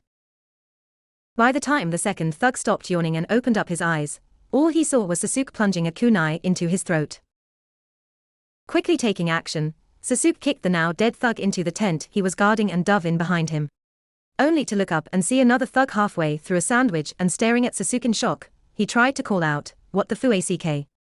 But his neck was snapped with the grappling hook. Smirking at the grappling hook, Sasuke thought, I'm pretty good with this, maybe I should invest in training with a kusarigama when I get back to the village. Cleaning off his kunai, Sasuke set some explosive notes in the tent before heading on to the next set of thugs. 30 minutes later, 5:45. Sakura. She finished up with her last target. The barracks now had 20 explosive seals spread throughout the sleeping bunks. Sakura made her way to the rendezvous point to meet up with what should be a disguised Naruto and Sasuke. Arriving at the chosen destination, she saw another thug walking up to the same spot from the other direction. She raised an eyebrow at him and scratched the top of her head, the agreed upon signature for Sakura. The thug smiled and scratched the left side of his nose, meaning it was Sasuke. Standing next to each other for a few moments in silence, they both started to worry about the whereabouts of Naruto when a smaller than average, bug-eyed thug came running up to them. "Hey? Makushi and Renmai. It's you two." "Well, okay, then," the thug said as he reached into his pocket and pulled out a piece of paper. "Higya told me to give this to the 2 people I found at this location, so I guess that's you." He said it was a top-secret mission straight from Leader-sama. Raising a brow at the energetic, but seemingly crazy man, Sasuke took the note and opened it.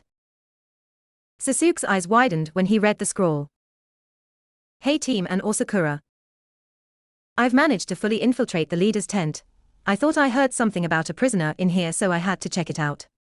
Start the final part of the setup without me. I'll meet up with you during Kakashi's distraction.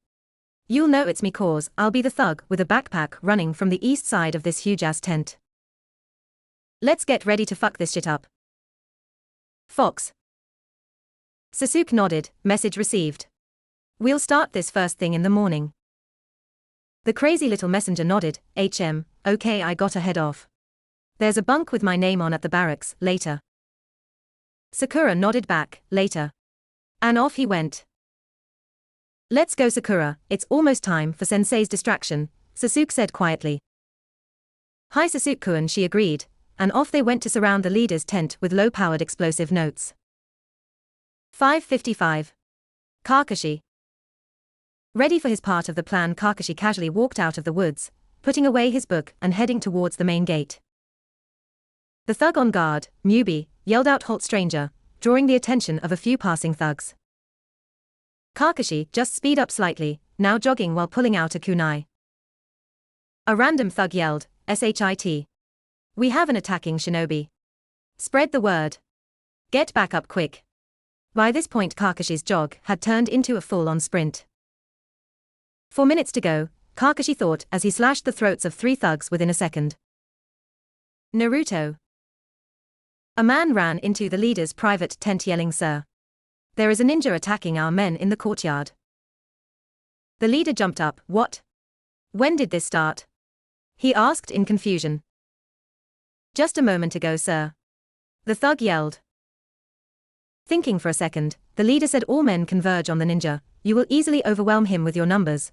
If it's not taken care of in 5 minutes, I will handle it myself," he ordered seriously. Nodding quickly, the thug yelled, "Yes, sir," before running out of the tent, with the leader's private guard behind him. Leader-sama. Did you want me to fight too?"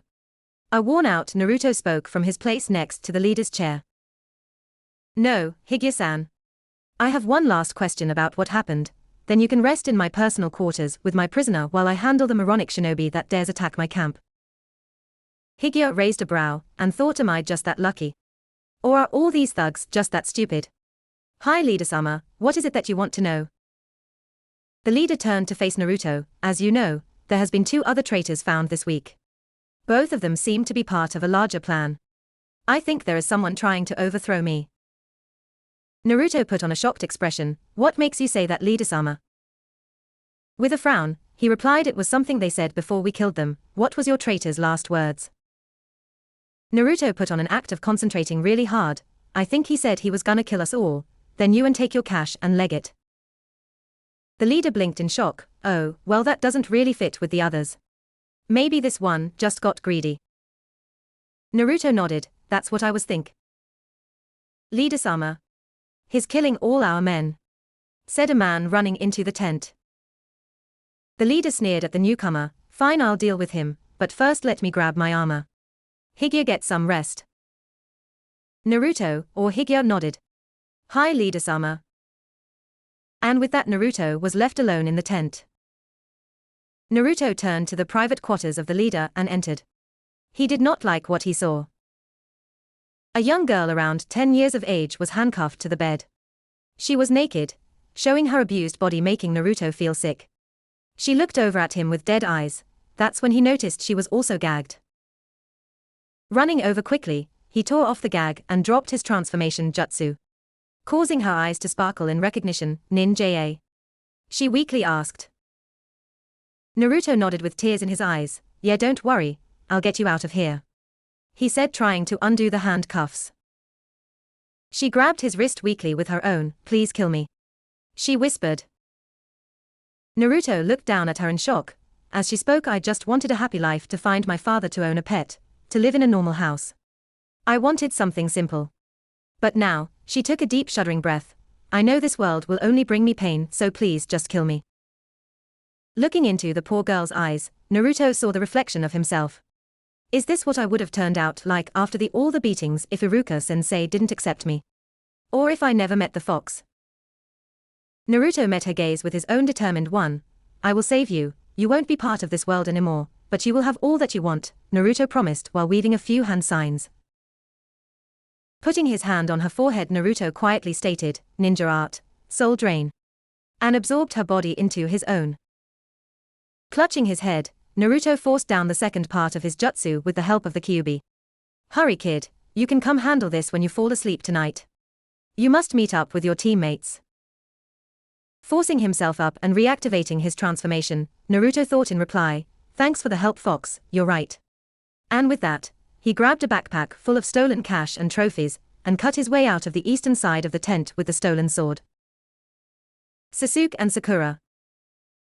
Placing down an explosive tag on the east side of the tent, Sakura turned to Sasuke, still in disguise. "That's the last of them." At that moment, a blade cut through the tent covering next to them, and out popped a thug with a backpack on. "Oh, and please tell that you guys right? Team Sakura." Sasuke sighed and dropped the technique. "Yeah, Doby, it's us. What would you have done if it wasn't?" Naruto turned to Sasuke and scratched the back of his head sheepishly. Fuck shit up." Sakura dropped her technique with a sigh. "Naruto, you baka. We should move, now," Sasuke said seriously. Naruto raised a brow at his teammate. "Why team?" Sasuke looked over towards the center of the camp. "It's 6 o'clock. And that's when the first explosion went off. Kakashi. Kakashi ducked under a spear, and guided it into the stomach of another thug. He then slipped between the strikes of 2 swords and impaled the users on them with a simple push. Kakashi sighed. "Well, at least I'm getting in some practice," he thought. At that moment, a kunai hit the ground in front of Kakashi, causing the thugs to back up. The leading ninja stepped out of the crowd with an evil smirk. Well, a lonely ninja has wandered into our camp. Tell me, why I shouldn't kill you right now," he said as he unsheathed a basic sword and took a fairly decent stance. Kakashi looked up at the nin, "And maybe you should just turn yourself in." The leader and his band of thugs' laughter bellowed into Kakashi's ears, making him realize he was now surrounded. "I am a disciple of the great ninja Yajirobe Moku. What makes you think you can even stand up to someone of my level?" the leader said with a smile. Kakashi just raised a brow. "So you are a disciple of a chunin, making you what? Around chunin level yourself at best. Correct?" he asked. The leader sneered at Kakashi. "Scared now, ninja?"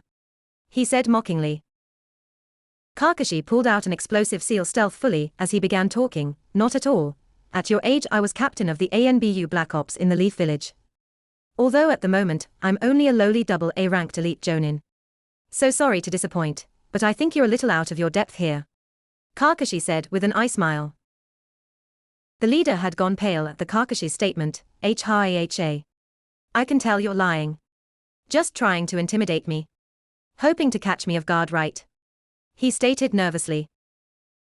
Kakashi shook his head. "Not at all, although I'm sure this'll catch you off guard." With chakra pushing out of his feet, Kakashi leapt high into the air while throwing down a single kunai with an explosive seal attached to it. Boom. The explosion set off a chain reaction for all the other seals in the camp. They exploded, killing or injuring every thug in the camp and pushing Kakashi higher into the air. Looking down, Kakashi could see the heavily burned ninja escape the worst of it with a late substitution jutsu. "Shit, I thought he'd be flung this way so I could capture him. He's on the other side of the camp." Kakashi looked where the ninja was heading and saw his squad in the ninja's path. "I hope they can handle him, cause I'm gonna have my hands full with over 50 ticked off thugs." Kakashi landed and sprinted back to the camp while dodging a large amount of thrown spears, many arrows and some kunai. "Good luck, guys," he thought to his team. Seeing the target fleeing from the fighting scene, Team 7 sprang into action immediately. As Naruto unsealed one of his shuriken, Sasuke and Sakura jumped behind him and into the smoke of the unsealing, completely out of view as Naruto charged at the ninja.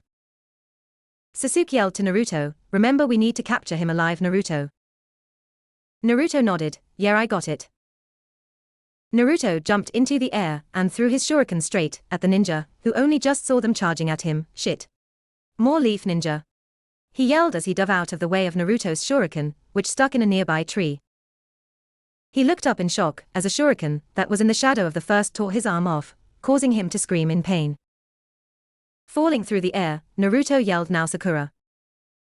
Hearing the call, Sakura focused the perfect amount of chakra into her feet and started skating across the ground, going at an incredible speed. As she passed the ninja, she stuck her arm out and clotheslined him with enough force to flip his body around twice and land underneath the tree-embedded shuriken on his head with a painful crack. Turning around, she yelled, "Your turn, Sasuke." Then she looked up to see the first shuriken Naruto threw poof to reveal Sasuke right above the target. "Gotcha!"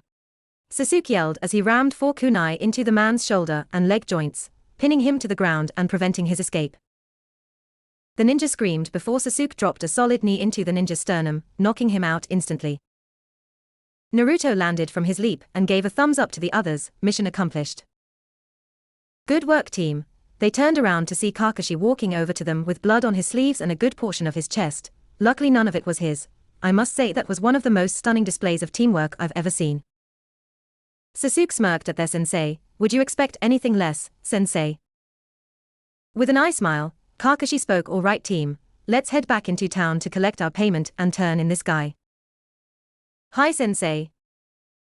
Waving goodbye to the chubby mayor of the small town, Team 7 was set on their way back to the hidden Leaf Village. "All right, troops, we'll camp at the first grounds we find and tomorrow we'll do the full trip home," spoke Kakashi with an eye smile. "Hi, sensei," the team responded tiredly. Considering it was 11 o'clock at night, Kakashi thought it understandable. Finding a little clearing and Naruto unsealing the team's tent, the wiped-out team congratulated each other on a successful mission and fell asleep almost instantly, excited for the journey home and the reports they had to give to the Sandaime. Mindscape. Kit, the girl, seemed very shaken when she arrived. But she seemed to calm down once she realized she could never be hurt like that again. the fox said to Naruto upon his entrance. Naruto looked at the still battered, bruised and undressed girl, curled up on the couch asleep. Well, I guess it's time for me to finish my technique, otherwise she'll be overwhelmed by my consciousness. Quietly approaching the girl, Naruto finished his set of hand seals and pulled on her chakra. The end result was her body falling off the couch as an empty shell while her consciousness stayed asleep on the couch, now looking much healthier without the injuries of a body. And Naruto absorbing the physical abilities of the girl. Naruto imagined a pale pink sundress on her small frame, and suddenly it was there. Picking her up, Naruto imagined a bed next to the couch, and so it appeared. Placing her down on the bed, Naruto and Mizuki had a long decent look at her. She lay on her back in a pale pink sundress. With shoulder-length white hair she appeared to be very young, age 8, maximum. Taking a look at her face, Naruto noticed some strange birthmarks, and pointed them out to Mizuki. "Hey sensei, look at this." Mizuki looked towards her face and recognized the marks instantly. That's the birthmarks of a Kaguya. Their warriors were legendary before they died out. Indeed, there were 2 red dots on her forehead, and her eyelids were red as well. I wonder how she survived alone like this. She slowly woke up at Mizuki's loud statement. Seeing Naruto, she focused on him. "Ninja-san. Why didn't you kill me? They'll just come back for me again." Startled that she awoke, he turned to her. "Oh hey. I didn't expect you to be awake already." "Kit, she's just a soul now, spirits don't need to sleep."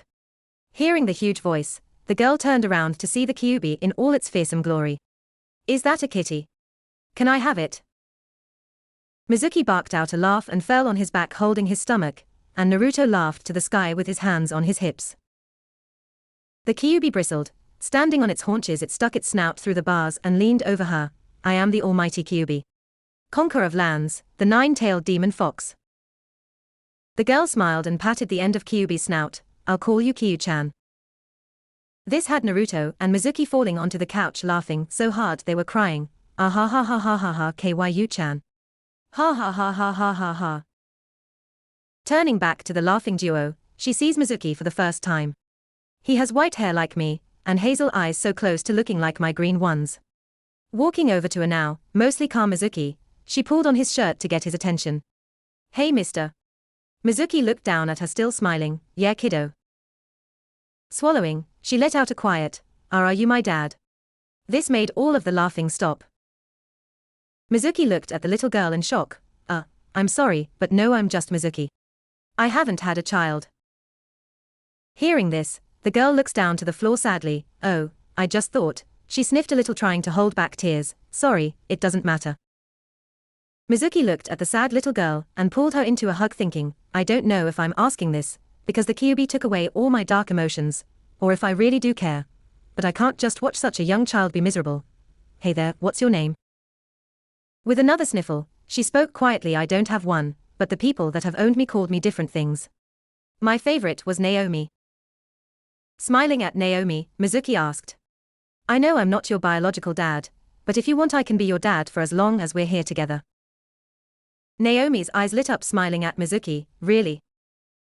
Mizuki picked her up in another hug, of course Naomi-chan. With happy tears in her eyes, she hugged him with all her strength. Otu-san. Naruto looked at Kyuubi. Well, this is unexpected, indeed. You wanna eat her body while she's distracted? Oh yes. I've been waiting for another meal. Stealthily grabbing the corpse, Naruto threw it between the bars where Kyuubi swallowed it whole to avoid making too much noise. Naruto approached the new family. So Naomi, you seem to recognize a ninja technique pretty quickly.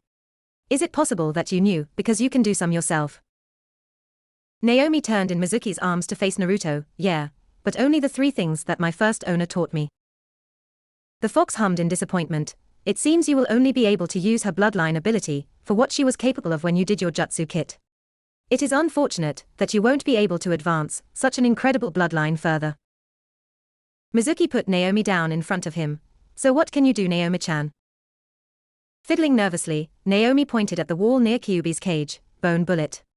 She exclaimed, shooting her finger bone at the wall at an incredible speed that Kyuubi was barely able to follow, making a large crack in the wall as the bone drilled into the wall. Naruto opened his eyes wide in shock. Whoah, that was awesome. Mizuki smiled at his daughter with pride. That is amazing, Naomi-chan. Smiling, Naomi shouted, I can do more. Hidden bone. A sharp bone poked out of the underside of her wrist joint and extended forward about the length of a kunai. Getting Naruto's attention, Kyuubi said, Kit, that skill would be perfect for up-close combat. And with the bone bullets as well, you'll never have to buy kunai again. Grinning at the information, Naruto said, oh man, this is gonna be so sweet. I can do one more, but you can't see it. Naomi said to the three others. Mizuki blinked in shock, huh? Why not? Naomi grinned, because I'm doing it right now. The three just looked at her in confusion. Doing what, Naomi? Naruto asked. The armor of bone jutsu. It's a defensive technique that creates and moves plates of bone underneath the skin of the whole body to make an armor everywhere at once. When I was learning this technique, a stray kunai hit me right in the belly and bounced off, barely even leaving a small cut that didn't even bleed. It didn't hurt at all, Naomi explained with an even bigger smile, if that was even possible anymore. Picking Naomi up and cheering, Naruto yelled, Yatta. No one will stop me now, Naomi-chan. Thanks a ton. With these new skills, no enemy will stand in my way. Putting Naomi down, Naruto turned to the other two. The sun's coming up now. I'm gonna go practice before my team wakes up. See you next time I'm asleep. He then ran down the corridor and into his body, excited of the use of the new skills. Naomi pulled on Mizuki's arm again. Hey Chu-san. What is Ninja-san's name anyways? Mizuki smirked and sat on the couch with Naomi by his side. His name is Naruto Uzumaki, and at the rate he's growing, he will be Hokage one day. Getting up, Naruto looked around to see that Sasuke had left the tent. Probably more training. Hey, he does owe me a spa. Climbing out of the tent, Naruto saw Sasuke standing upside down on a tree branch doing crunches. Morning team, Naruto said. Sasuke just grunted in reply before doing two more and dropping down in front of Naruto. Morning Dobi, did you realize you sometimes talk in your sleep? At that, Naruto looked at Sasuke thinking, oh shit, what did I say? What did he hear? I'm so dead. What do you mean, Sasuke? As I was walking out of the tent, I heard you mumble, with these new skills, no enemy will stand in my way. Did you uncover a secret technique or something on the mission? Sasuke asked point blank, forcing Naruto to give him a straight answer. Naruto started to panic. Crap, crap, double crap, crap on a stick. What do I tell him, Kit? Just repeat after me, okay? Turning to Sasuke, Naruto spoke. Well, in all honesty, Sasuke, I'm a little freaked out. You remember when I thought there was a prisoner in that ninja's tent? Sasuke nodded in confusion. Well, I was half right. When I entered to where the prisoner was, there was just a bleeding dead guy sitting there. But when I went to check his pulse, I slipped in his blood and some of it ended up getting into a cut I made on my chest earlier on in the thug camp. And well, it hurt a lot. Sasuke raised a brow and said, so? You think you may have contracted something you can use from his blood as a weapon? Scratching the back of his head, Naruto looked at Sasuke seriously. I don't think. I know. And in a dramatic movement, Naruto whipped out his new hidden bones and showed them to Sasuke. I did it by accident, when I was in the tent grabbing the attention of a thug, and on instinct, I leapt at him and the bones slid into his skin so easily. But he screamed, drawing the attention of the last thug in the tent. I turned and pointed at him, and suddenly, Naruto pointed to a nearby tree and shot off a bone bullet. That happened. Sasuke just looked between Naruto and his new weapons in shock. Is that seriously your bones? Nodding, Naruto faked fear. I don't know what to do, Sasuke. What if my bones keep growing out of me? I mean, I've noticed they grow back almost instantly, but seriously. This sucks. Sasuke grabbed Naruto's shoulder and slapped him. Keep it together, Naruto, this team needs you. I don't care if you randomly shoot bones from your body, and neither will Sakura. You're our teammate, Naruto, and honestly you're my brother now. I will always help you like you've done for me. Alright. Now pull yourself together. Naruto looked at Sasuke in real shock. You think of me as a brother? Scowling, Sasuke replied, yeah, I don't know when it happened, but the fact remains that this team is the last thing I have left. I will protect the last of my new family with all that I am. Naruto sat in silence before hugging Sasuke with tears in his eyes. Thanks, Aniki. I've never had a family. Looking up at Sasuke's face, Naruto realized Sasuke was glaring at him with red eyes. Just because you're my Atuto doesn't mean I won't hurt you. Get off now. Naruto jumped away, just as Sakura and Kakashi jumped out of the tent, because they heard Sasuke yelling, "Naruto, Sasuke, what happened? Why were you yelling?" Kakashi asked, his eyes scanning the trees for any possible threat. Looking up at their sensei, Sasuke said, "Nothing's wrong, Naruto just startled me." Sakura looked at Sasuke's eyes. "Sasuke-kun, your eyes are red." That caught Kakashi's attention, causing him to look at Sasuke's eyes. What Kakashi saw shocked him. "Sasuke, you've activated your Sharingan." Sasuke's eyes turned to Kakashi. "Really? I think I'd know if I activated my own bloodline, sensei." "Look at me, Sasuke. I want you to watch this." Kakashi said, running through hand signs, ninja art, chameleon jutsu. "Now Sasuke, walk over to where I'm pointing. Naruto, Sakura, be quiet." Sasuke walked over to where Kakashi was pointing. "How is this meant to prove I have my Sharingan?" Kakashi nodded. "The Sharingan automatically sees through genjutsu, and you just saw through mine. Naruto, Sakura, I want you to walk over to where I'm pointing now." Naruto frowned while Sakura said, "But sensei, we can't see you. You disappeared once you used that genjutsu." Undoing the genjutsu, Kakashi turned back to Sasuke. "Now do you remember that jutsu I just performed?" "Yeah, I want you to tell me about it." Confused, Sasuke suddenly realized he knew how to do the jutsu flawlessly, and all the details about the jutsu itself. The jutsu uses chakra to manipulate the signals between a target's senses and their brain to make it appear as if the user doesn't exist. "How do I know that, sensei?" Kakashi I smiled. "That's the power of the first stage Sharingan." Names and details. Kakashi Hatake and Team 7 returning from C-Rank cleanup mission. Looking up from his clipboard, Izumo smiled at Kakashi. "Welcome home, you guys, and 3 days earlier than expected too. Nice work." Naruto smiled at the gate guard. "Thanks, Izumo-san." Sasuke just grunted out his classic, HN. While Sakura's face lit up with happiness at being praised. Izumo smiled back to them. "Don't need to thank someone for telling the truth, the Hokage will be waiting for you. You know how he is." "Thanks, Izumo," said Kakashi, "we'll be on our way, catch you later." Izumo nodded, sire." Taking the first few steps into the village, Kakashi turned to his team. "All right guys, we'll head to the Hokage Tower and report the full mission, then everyone go home and clean up. We'll have some light training this afternoon and then I'll buy dinner, consider it a reward for your first successful C rank." "Hi sensei," the team chanted back, happy with the idea. Smiling at the others in her team, Sakura jumped onto a nearby rooftop race there. And off she ran. Running after her, Naruto yelled, "Hey, you cheated. No head start." That's when Sasuke flew past him. "Aniki, wait, UP." Kakashi was shocked at how Naruto addressed Sasuke, and many nearby villagers threw insults at Naruto, saying things like, "How dare that demon try to befriend our Ucha? Yeah, trash shouldn't mix with treasure." Kakashi appeared behind the two gossiping villagers. "Excuse me, what did you say about my students?" he said casually with a kunai knife in hand.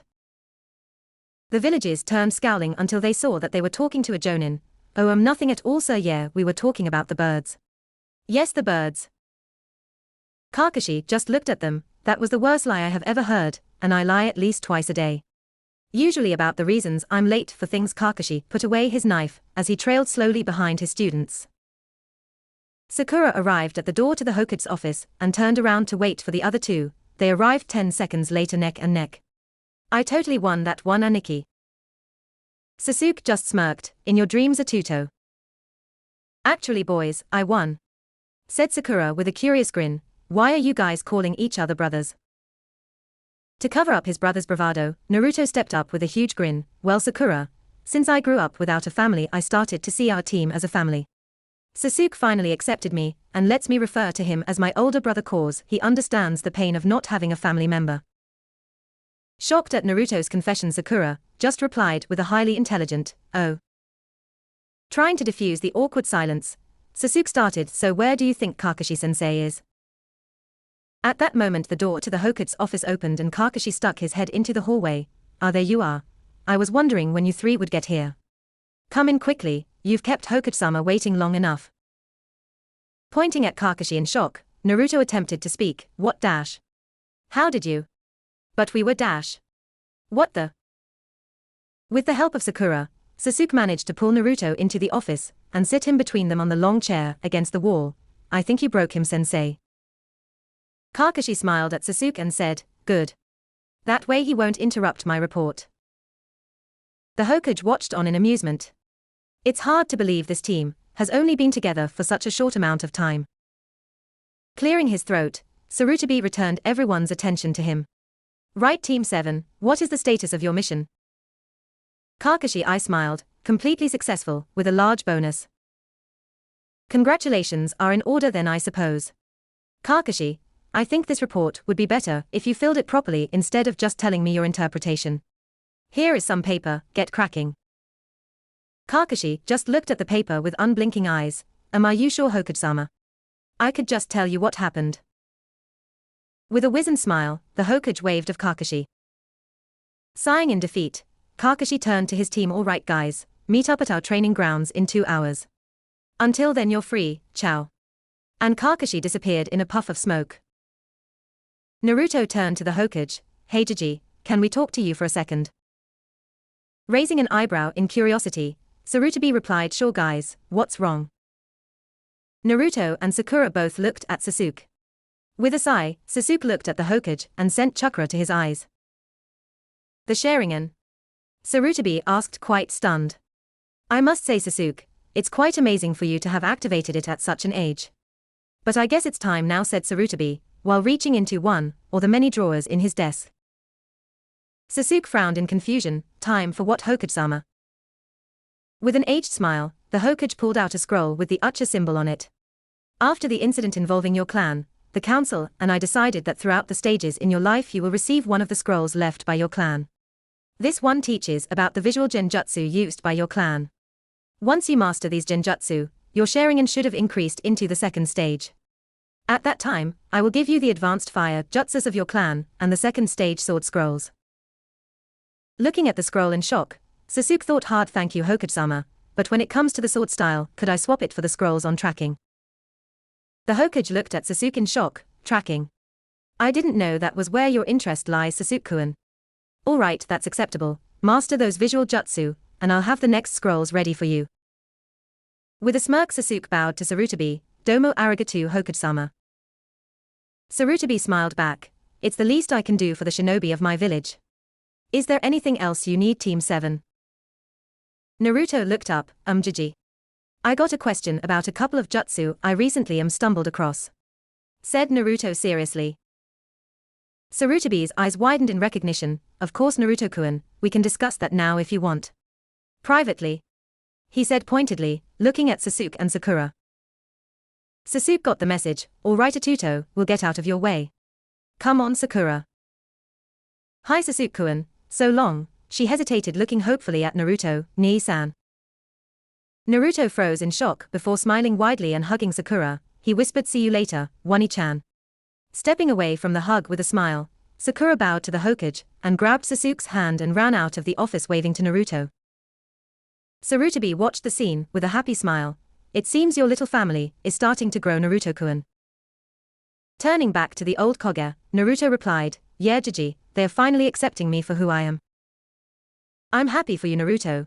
Do you remember the promise you made me when you became a genin? Sarutobi asked, his smile slowly becoming a frown. Tilting his head to the side, Naruto asked, yeah Jiji, how could I forget? I took those words as my nindo. I will protect the village and the will of fire no matter what, and I know my team will help me. And what if a member of your team tries to extinguish the village's fire, Naruto? That question froze him. What do you mean, old man? They'd never do that, I know they wouldn't. But what would you do? Naruto stared at the desk in front of the Hokage, stuck in his thoughts. How could I choose between my family and my village? Kyuubi, I need some help. Just answer me this, Kit. Would you want someone in the next generation to live like you have? Alone. Hearing the Kyuubi's question, the answer to Sarutobi's became clear. Making eye contact with the Hokage, Naruto answered seriously. I'll do whatever it takes to ensure the will of fire lives on into the next generation.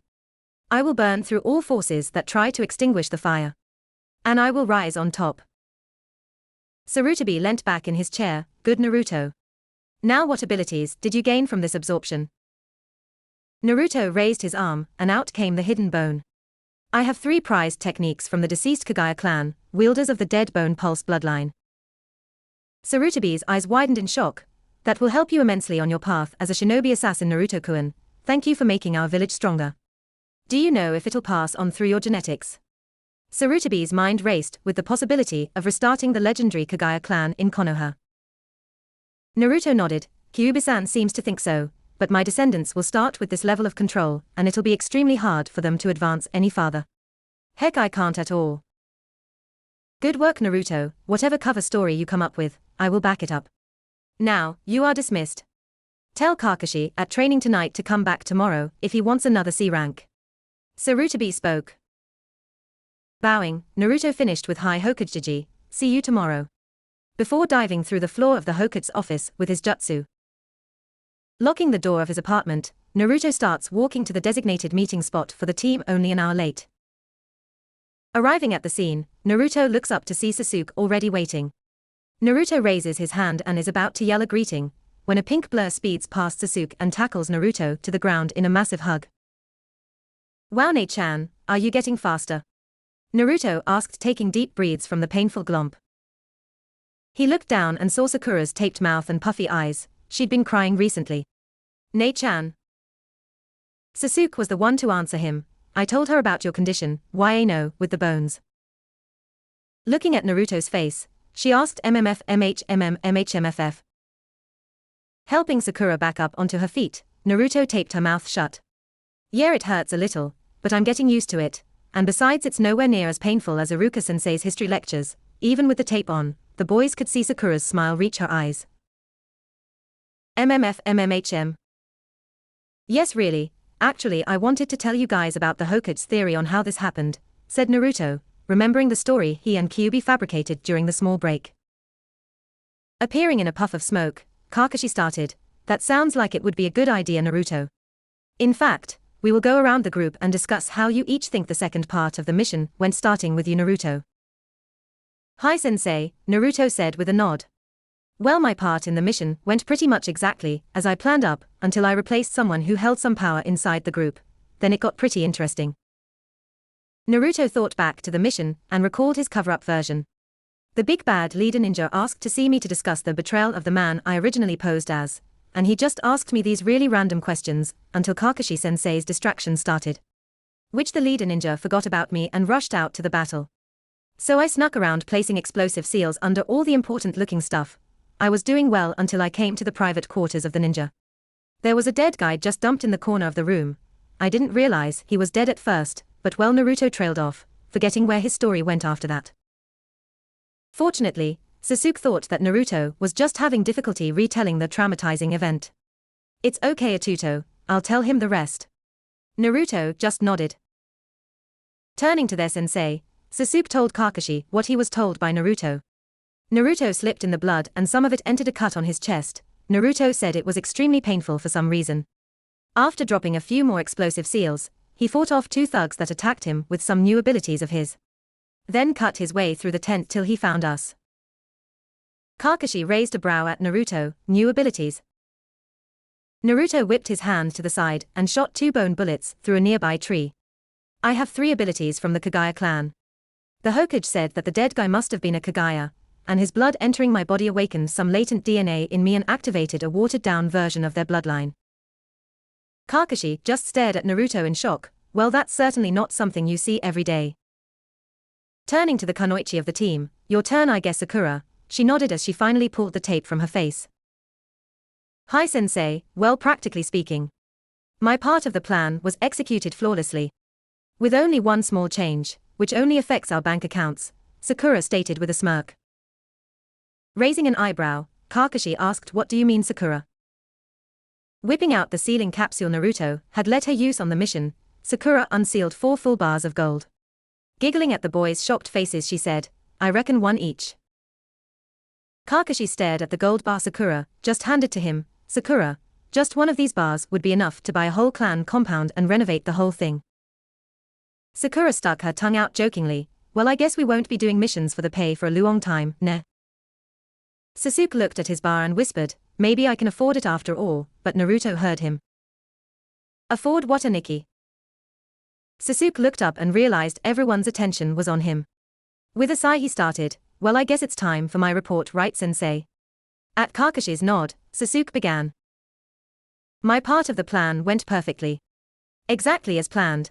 I also found a certain weapon I may have a calling for. What do you mean, Sasuke-kun? Asked Sakura. I found a grappling hook and used it for over 3/4 of my kills, using it to grab, ensure and kill thugs left and right. The only actual weapon I've seen that may work the way I used the hook is a kusarigama. That's what I was hoping on buying and learning to use. Sasuke turned to their sensei.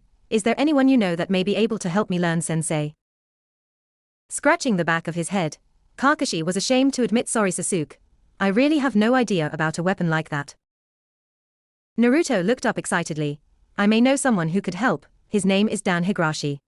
He owns a weapons store around here. Kakashi looked at his students. Maybe instead of training Naruto, could take us to this weapons store, and we can hopefully help out Sasuke. And maybe even find a weapon for Sakura. Sasuke's eyes sparkled in excitement. Let's go, lead the way Atuto.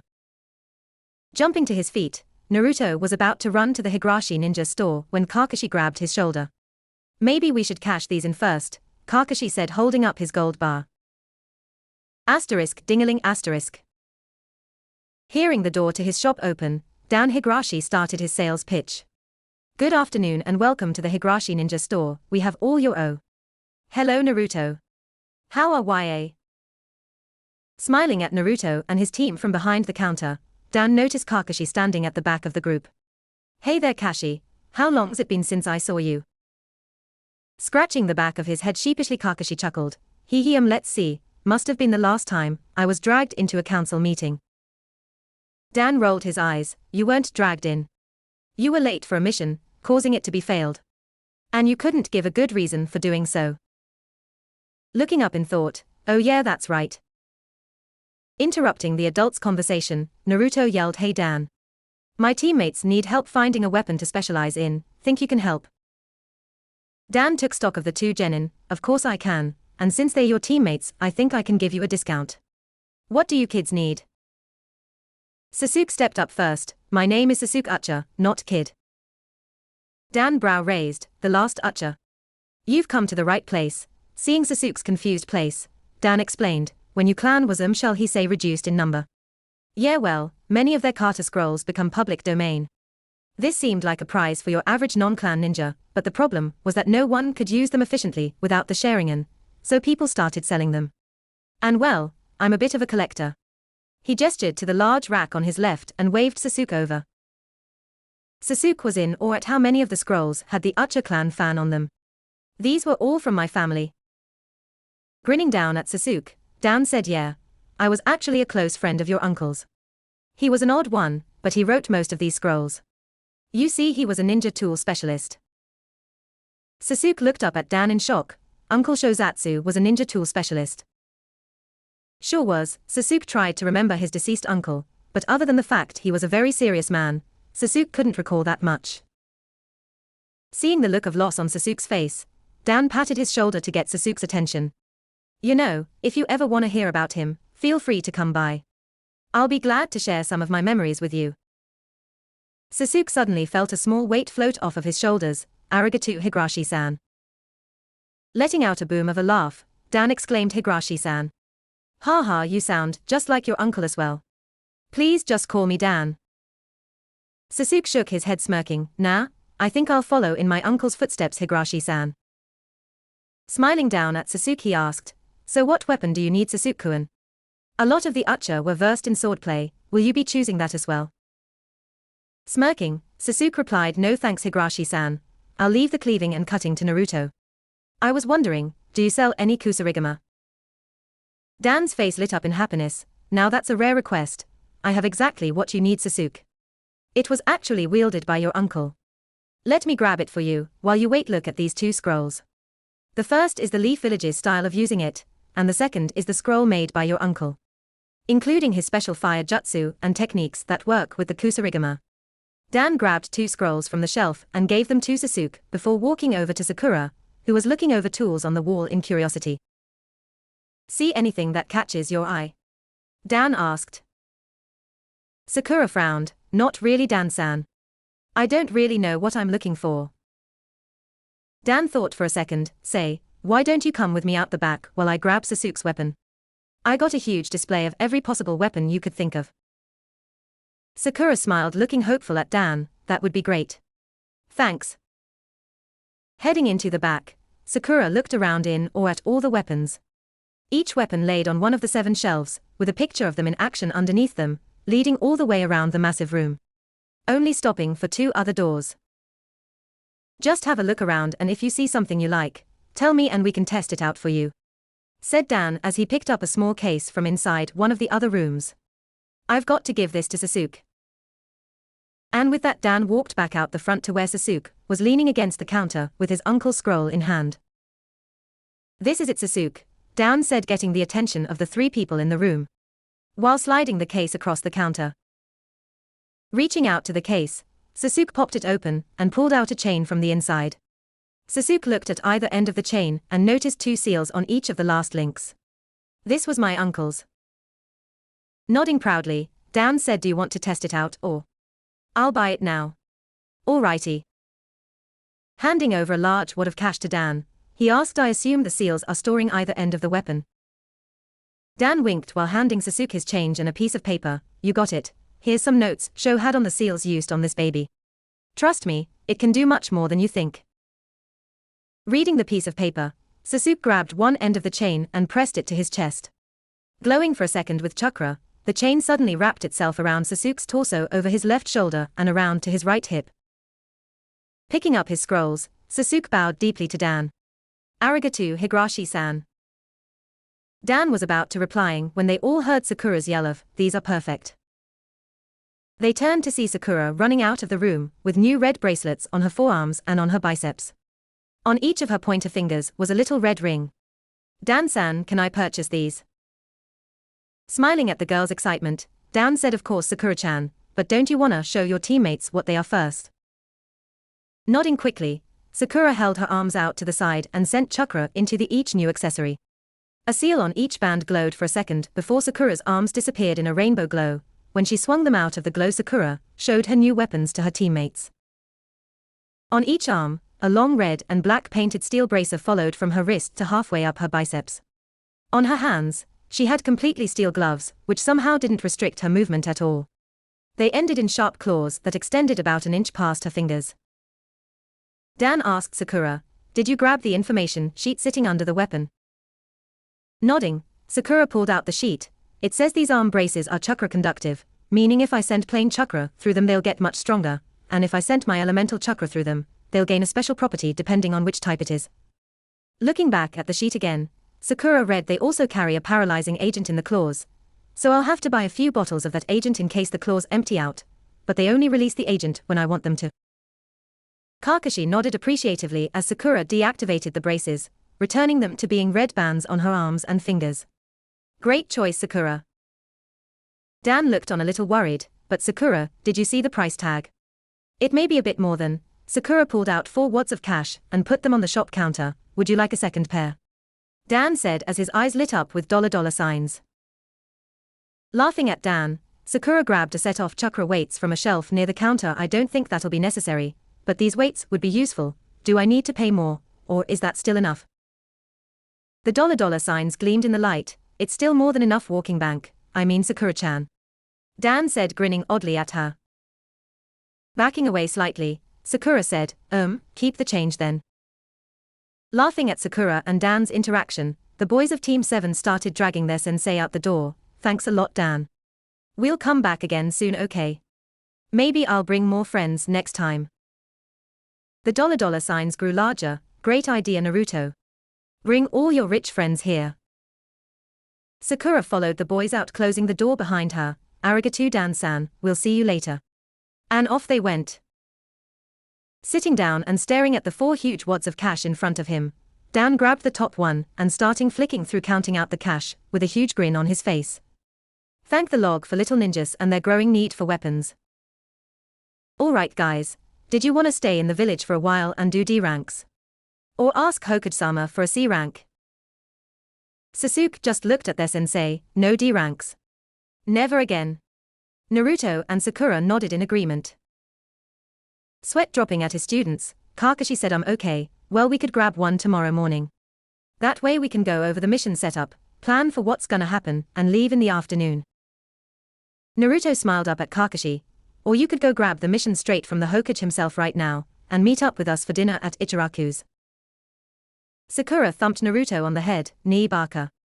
We're not going to Ichiraku's again."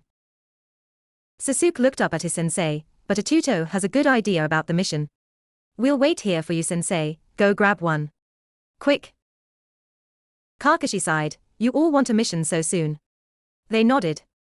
"Alright, fine, I'll meet you guys in the Falling Leaf. It's just a few blocks over and it's a pretty decent place.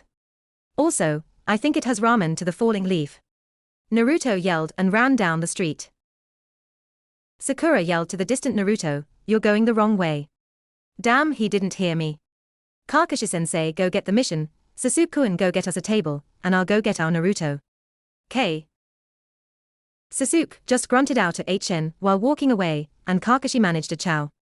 And puffed into smoke. Smiling at the situation, Sakura sent Chakra to her feet, and skated at an incredible speed after Naruto. With Kakashi appearing at the mission hall in his signature puff of smoke, Kakashi realized the active missions were closed for the day, and everyone was packing up. Kakashi, what brings you here so late?" Turning, Kakashi saw the Hokage who was getting ready to leave for his office. Hokage-sama, my team wanted me to grab tomorrow's mission tonight, so that we can discuss plans and tactics before heading out tomorrow. Gesturing to a stack of scrolls, the Hokage stated, "Unfortunately, you were late. Again. So all the missions are packed up." The Hokage was interrupted by a knock at the door and a semi-nervous old drunk guy poked his head through the opening. Excuse me. I was told I could find the leader of this super village here." With a grin, the Hokage tilted his hat to the man. "I thank you for referring to my village as super. I am the Hokage. How may I help you?" Stumbling in shock, the man stood up straight. "Oh sorry. I was hoping I could apply for a C-rank escort mission." "That's the cheapest you've got, right?" The Hokage nodded to Kakashi. "I think you found your mission, Kakashi." Turning back to Tazuna, he said, "This is one of my Jonin, Kakashi. He leads the best team of genin we currently have. Would that be enough protection, mister?" Smiling, the man said to Tazuna the bridge builder. "And I think a Jonin and his squad would be super." Smiling to Tazuna, Kakashi said, "Well, Tazuna-san, tell me where we're going and when you wanna go, and we'll be ready to head off." Grinning at the thought of a full squad of battle-hardened ninja, Tazuna said, "First thing in the morning would be super. We'll be heading to the land of waves so I can build my bridge. Can you look after me until I'm done?" Nodding, Kakashi answered, "Of course, Tazuna-san. We will see you at the main gate at 7 am. Not a moment later. The Hokage turned to Kakashi, "And if anyone is late, I'll see to it that their favorite book is set on fire." "Right, Kakashi." Gulping, Kakashi replied. "Oh, of course, Hokage-sama, seems fair. Now if you'll excuse me, I have a team to track down and inform them of the mission tomorrow. J.A." And off he puffed. With Sasuke wailing up to the mated of the Falling Leaf, Sasuke asked, "A table for me and my team?" Recognizing Sasuke as the last Ucha, the man nodded straight away with a smile on his face. "Of course, Sasuke-sama, right this way." Rolling his eyes at the Sama, Sasuke followed the man to booth next to a window facing the Hokage monument. "Thanks." A waiter approached the table. "Can I get you something to drink while you wait for these teammates of yours, Sasuke-sama?" "Just some water will do for now," with the order placed.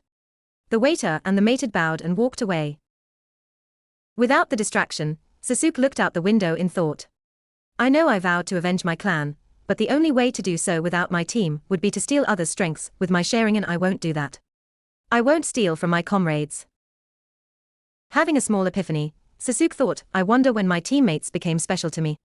I used to just think of them as tools to help with my cause, but now, I can't imagine my life without them. They are my new family." At his Sasuke let a real smile appear on his face. Making a decision, Sasuke vowed. "Screw Itachi, I have a new Nindo. I will protect my family. I will help them progress through life.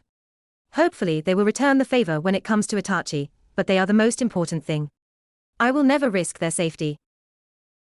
Sasuke's thought was interrupted by a ruckus at the entrance to the establishment.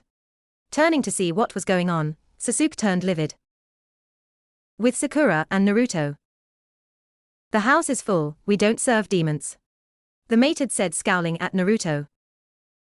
Sakura was about to punch the guy in the face when Naruto stopped her, shaking his head. Sorry, I'll be going then. Sakurane-chan, go and sit with Aniki. I'll just go home, I got some food there.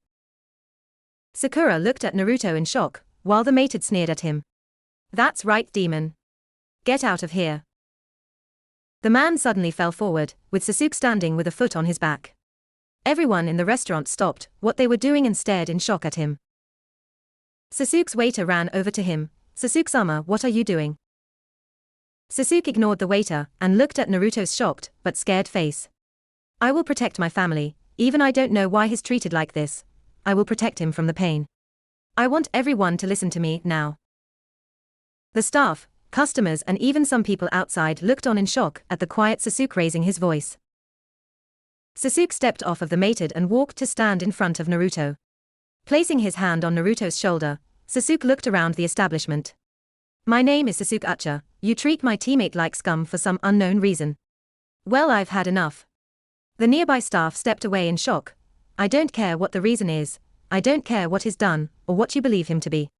If you dare treat Naruto Uzumaki, Tuto, the way you have been, you will find yourself buried in so much shit you won't be able to breathe. Sasuke's waiter stuttered, but he's the demon. Wham, Sasuke appeared in front of the waiter, with his fist buried in the dry wall next to the waiter's head. Care to repeat that? The man dropped the water he had been holding for Sasuke in fear. Sakura walked up to Sasuke, who was crying in rage, glaring at the man in front of him. Come on Sasuke-kun, let's go. She said, pulling Sasuke's bleeding fist and leading him over to a crying Naruto. She led the two out of the restaurant before turning back to all the people staring at her. With a dark sneer, Sakura looked at all of them. What he said. She paused, activating her right arm gauntlet, causing everyone nearby to step back in fear. Goes double for me. And with that, Sakura turned and walked out while punching the door off of its hinges. Back with Kakashi. Kakashi appeared in his classic puff of smoke and was about to walk into the falling leaf when the door suddenly flew off its hinges and down the street. He watched on in shock as Sakura stormed off down the street, deactivating one of her gauntlets. Oh my, that can't be good. Kakashi looked at where Sakura was heading to see a crying Naruto with Sasuke patting on the back while glaring at everyone that looked at them. Holy log, what happened? Kakashi puffed next to Naruto and Sasuke just as Sakura arrived next to them. What happened, guys? Sasuke looked at Kakashi and said, let's just go to Ichiraku's. I'm not a fan of that place. Me neither, Sakura nodded in agreement with Sasuke. It was cramping my style. Looking at Naruto's face, Kakashi figured out what had happened. Shit, they must have refused Naruto's entry. I hope Sakura and Sasuke's actions didn't escalate to bad. Standing up straight, Kakashi said, I guess you two are right. That place's ramen pales in comparison to Tuchi's anyway. Let's go. Sasuke pulled Naruto to his feet and let him stand on his own. You all right, Atuto? Naruto smiled sadly at Sasuke first, then the others. Yeah, I'm good, thank you guys. I'm sorry that happened. Kakashi patted Naruto on the shoulder. You can apologize later. My offer to pay for your dinner runs out at midnight, so let's hurry along now. Smiling, Sakura grabbed Naruto's hand and pulled him along. Let's get going then. Last one, there is a rotten egg. Naruto smiled happily this time and said, yeah, last one there has to buy next time. And with that, Naruto ran off after the quickly escaping Sakura. Sasuke turned to Kakashi. You're just gonna poof there once I leave, aren't you? Kakashi looked down at Sasuke. Poof. I don't poof anywhere, it's called a shunshin, and it goes like this. Kakashi disappeared in a puff of smoke. Damn it.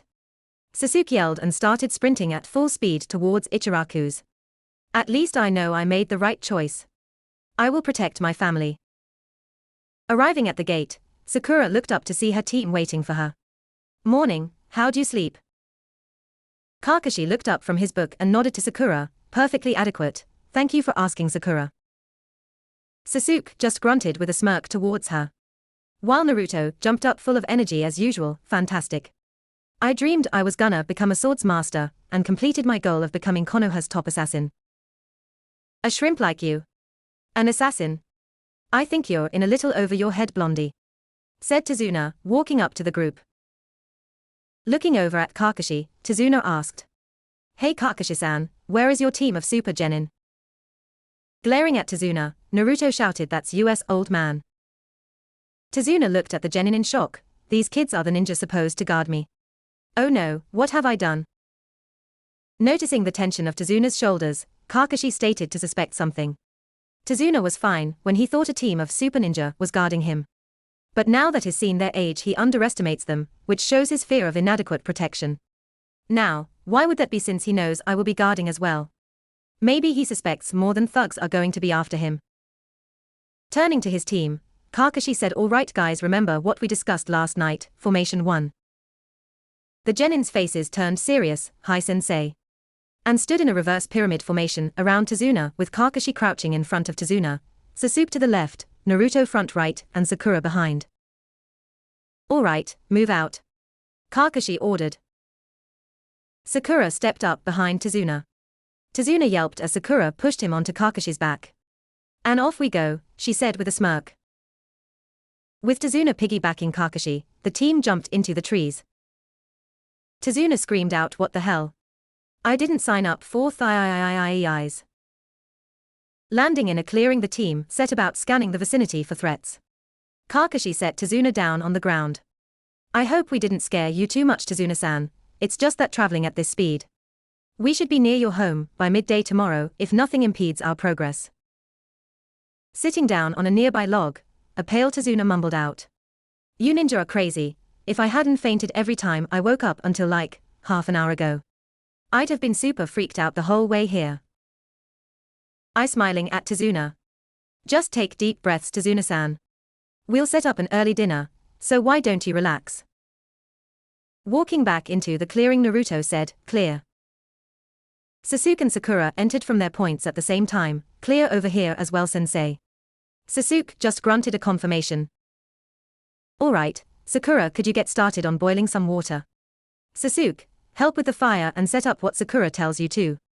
She knows what she's doing, and after the last time you or Naruto cooked, well, let's just say I don't like food poisoning."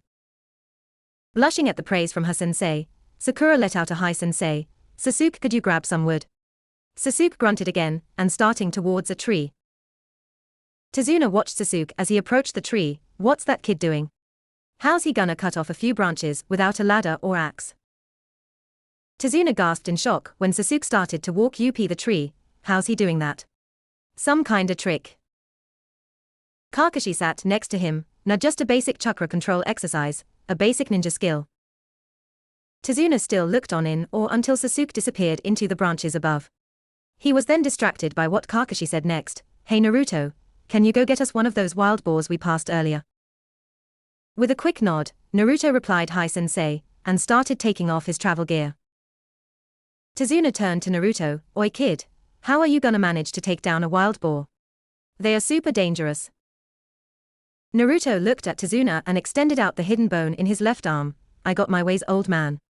And he leapt into the trees, heading back the way they came. At that moment, Tazuna decided that the boys on this squad were crazy. At least the girl seemed rather normal. Turning back to Sakura to try and get some normalcy, he was shocked when he saw her cutting vegetables with the sharp claws of a blood red and jet black gauntlet. "I give up, all ninja are crazy." "Maybe a little, but we get the job done," Kakashi said to Tazuna with an eye smile. Not 2 minutes later, the two heard a loud crack and looked up. Falling through the trees was 3 small branches, about the size of a fully grown person. They landed in a perfect pile next to Sakura, who didn't even flinch. "About time, Sasuke-kun, I need that fire going now."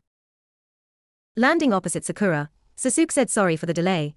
I had to find the perfect branches, otherwise I'll need to create a full fire pit, and we just don't have the time for that." Sasuke picked a branch and threw it into the air above Sakura. "Catch." Sakura just smirked and disappeared in a red blur that flew past the log 4 times in a second, before sitting back where she was and started to fill a pot that she recently unsealed with water from her canteen. Smirking at Sakura's nonchalant attitude, Sasuke ran through a set of hand signs. Fire style, ember. He muttered and spat a small fireball at the pile of logs the branch had become, setting them ablaze in seconds. After that, Sasuke unsealed a metal grate on 3 legs and set it over the fire. It's ready, Sakura. Sakura nodded while throwing the chopped veggies in the now filled pot and set it above the fire to cook. Now we just need Naruto to come back with that boar, Sakura said to Sasuke with a smile. Sasuke couldn't help it, he smirked back to her, watching her face glow in the firelight. She really is quite beautiful. His thoughts were interrupted by a grunt of effort. The 4 in the clearing looked over to Naruto, as he entered with a boar that was twice the size of him over his shoulders. This enough, sensei? He grunted as he dropped it in front of Sakura. Kakashi sighed at Naruto while Tazuna stared wide-eyed at the boar. Naruto will only be here for 2 meals, we didn't need such a large kill. Naruto shrugged, big deal, Sakura can seal the meat in that time-lock seal she bought from Dan-san. Sakura leant over the boar, and using her claws, she cut off each of its 4 legs, and set them over the fire to burn off all the fur and cook them. I'm gonna clean this up before I seal it. Don't want it to pop out all bloody and furry when I use the rest, said Sakura, as she turned her attention to the corpse. Tazuna just blinked twice, looked at each of the calm ninja and said one thing. You're super insane, all of you. Before passing out from the shock. At this time, Naruto heard a twig snap from behind him. He turned around and scanned the area near the edge of the forest, noticing nothing out of the ordinary, just some bushes, a squirrel darting up a tree, a puddle, wait a sec, a puddle. It hasn't rained in weeks. Turning towards Sasuke, he started tapping his knee with his ring finger. Hey Sasuke, can you pass the water? I got something in my eye. I wanna wash them out just to make sure. Sasuke recognized the tapping for their code of "we're being watched," and knowing that Naruto and Sakura were the ones that carried water on these missions, while he lugged around the cooking utensils and the chakra handcuffs along with the food, Sasuke deduced that Naruto mentioned water for a reason. Realization hit Sasuke when he realized Naruto was telling him to activate his Sharingan. Why else would he start mentioning his eye? Sure Naruto, whereabout did you leave it? Hearing Sasuke call Naruto by his name instead of Ituto or Dobi, Kakashi and Sakura tuned into the conversation and started to assess the threat. I think I left my bag behind the fire. To your left? Naruto asked while slowly extending his hidden bone in front of him. Looking behind Naruto's left and noticing the puddle, Sasuke activated his Sharingan and saw through the genjutsu easily. Yeah Naruto, you're right. There's 2 bottles right next to each other, what do you want? Smiling at his team, Naruto stood up. I want the one on the left. Sakura backed up to Tazuna, standing up as a guard while Naruto and Sasuke suddenly charged at the puddle. Naruto flung out his arm, sending a barrage on bone bullets at the ninjas in disguise, who dropped the genjutsu and dodged to the sides while the chain connecting their wrists was destroyed by the projectiles. Shit, what now Meizu? The one on the left asked. What do you think, Gozu, we attack? The one on the right yelled while diving at Sasuke. Sasuke smirked and using his Sharingan he dodged the lunge easily while unleashing his Kusarigama. At one end a foot-long scythe blade appeared from its seal, while on the end at Sasuke's feet, a ball weight appeared. Spinning the chain expertly, Sasuke threw the scythe at Gozu, stabbing him through the shoulder. Screaming in pain, Gozu made a lunge at Sakura and Tazuna. But before he could get close, Sasuke pulled back on the chain, wrenching Gozu from the ground and was wrapped up in the chain. Gozu looked up groggily, just in time to see the iron ball flying at his face. Asterisk crunch asterisk. The ball crushed Gozu's nose and teeth while knocking him out painfully, bringing the battle to an end. When Meizu charged at Naruto, he pulled his arm back, aiming for a stab at Naruto's chest, believing himself to be faster than a mere genin. Unfortunately, he was wrong. Naruto barely slid under the strike, with his bone blade flashing upwards past Meizu. In the one step between Meizu's strike and Naruto's slide, Naruto had slashed at Meizu. Meizu stopped his charge in shock, and fell to the ground in 2 pieces, his head completely detached from his body thanks to Naruto's speedy swipe. Lowering his guard, Kakashi walked over to the 2 genin. I must say you 2 fought exceptionally. Sasuke, you managed to capture your ninja just like a hunter nin would, and Naruto, you finished it in 1 move like a true assassin. You did amazing, now leave the interrogation to me. Naruto, make the corpse disappear. Picking up the unconscious captive, Kakashi stepped into the woods, out of sight of the group. leaving the others with the corpse. Sasuke looked at Naruto, who raised an eyebrow back at him. Yeah, I know. Naruto said before holding up a hand sign and diving underground, bringing Meizu's body with him. At this moment Tazuna decided to wake up. Ugh, I don't feel too my god, that's a head. Sakura and Sasuke looked over to where Tazuna was pointing and realized that Naruto forgot to drag the head under as well. Nudging Sakura with his arm, Sasuke asked, do you think these two would have had a price in the bingo book? Sakura smiled before taking a bingo book out of her pouch. Here Sasuke-kun, once you said you'd become a hunter and tracking nin, I thought having one of these would help. Smirking at Sakura's ingenuity, Sasuke took the book from Sakura's hand and starting looking through it. Sakura turned back to the food, seeing that the veggie soup was done. She grabbed a smaller pot of water and poured some rice in. Tazuna-san, would you like your soup now? Or would you rather wait till we have the meat and rice done? After a few moments of silence, Sakura thought he hadn't heard her. She turned to him to ask again, when she realized he was still staring at the head, starting to look a bit green. Sasuke-kun, could you please move the head away from Tazuna-san? He doesn't look too comfortable. Looking up from his book, Sasuke nodded at Sakura and let out a HN. He casually strolled over to the head and picked it up by the hair and walked around the other side of the camp and put it behind one of the branches he cut down earlier. Naruto popped up next to Sasuke. Taken care of, guys, now where's the grub? I'm starving. Sakura frowned at Naruto. Naruto-ni, we should at least wait for Kakashi-sensei. Besides, Tazuna-san doesn't seem to feel like eating yet anyway. Naruto was about to retort when Kakashi walked into the clearing pulling his headband down over his left eye. Well, I got what I need, tell me Tazuna-san. Who is Gato, and why does he want you dead? That one simple question made Tazuna nervous. I'm sorry, don't know him, ask later. Closing the bingo book, Sasuke stood up and grabbed the head. If he's no one, then why did he send the demon brothers after you? They are high C-rank chunin from the Hidden Mist, known for being ruthless and their use of highly effective poisons. Tazuna was beginning to sweat now, and maybe it's someone I owe some money to. Sure, it was an overreaction sending ninja after me, but still, I'm sure it's nothing. Glaring at Tazuna, Naruto grabbed the head from Sasuke. So you just made me take someone's life over a lost bet. He shoved the head into Tazuna's face. You think this is worth a few bucks? Look what you've done. Tazuna cringed away from the head, its dead eyes facing Tazuna. Kakashi grabbed Naruto's shoulder and pulled him back. Naruto, that's enough. I'm sure Tazuna-san will tell us why he lied, right Tazuna-san? All right, fine. Tazuna said, looking away in shame. Smirking at his victory, Naruto sealed the head into one of the capsules on his belt and passed it Sasuke. Come on then, why were you so stingy? What, didn't want to pay for a higher mission? Are you that selfish? Something snapped in Tazuna and he glared heatedly at Naruto. Never. The future of my village is on the line. I would never put in less than my all for this cause. Stepping back in shock at Tazuna's outburst, the genin were at a loss of what to say. Seeing that Tazuna's situation was dire than he wanted to lead on, Kakashi waved the genin towards the logs around the fire and sat down next to Tazuna. Tazuna-san, if you tell us what is wrong, then we can better prepare for what we have to face. Please tell me, who is Gato and why does he want you dead? Sighing in defeat, Tazuna looked up at the jonin. Gato, he is the owner of Gato Industries. Kakashi's eye widened. That Gato. One of the richest men in the world, Gato. Why does he want you dead? I thought you were just a bridge builder. Tazuna nodded in response. I am. You see, Wave Country is completely isolated from other countries, because we're surrounded by water. Seeing the opportunity before him, Gato seized power over Wave by buying all the shipping docks and hiring thugs to destroy the ones he couldn't buy from people. Gato's a monster, and has been sucking the land dry of crops, wildlife, money and people.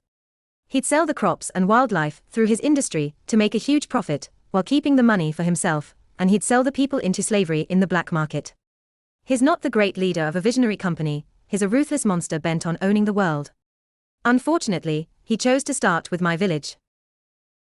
Sasuke raised a brow. I still don't see why he'd hire ninja to kill you, Tazuna-san. Why are you so important? Tazuna looked up with a sad smile. I am the most super bridge builder in the whole of Water Country.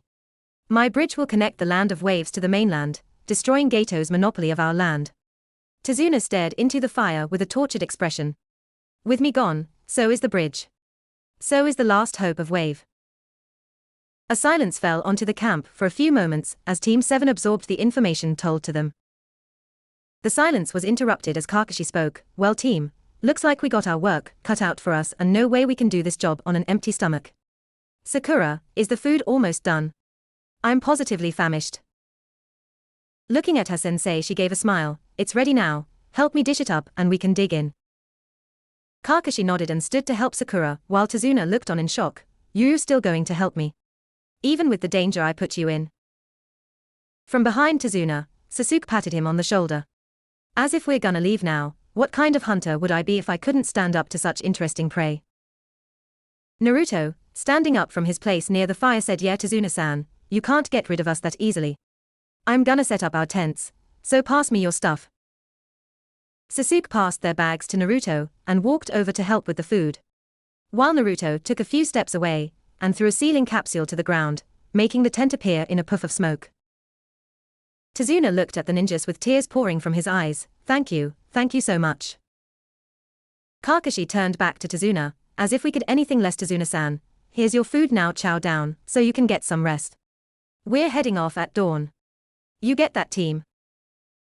Tazuna nodded towards Kakashi, with a smile on with teary face, while the team shouted a hi sensei. Tazuna-san, how much longer will we be?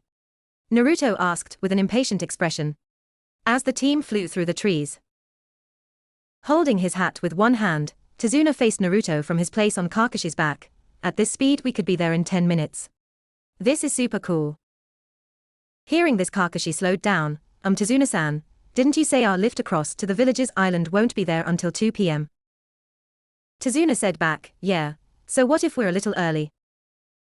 Kakashi replied, nothing is wrong with that, it's just that I don't feel like wasting energy. Why don't we walk from here? We'll still be there over an hour early.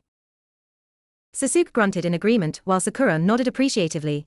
Sounds good to me, sensei.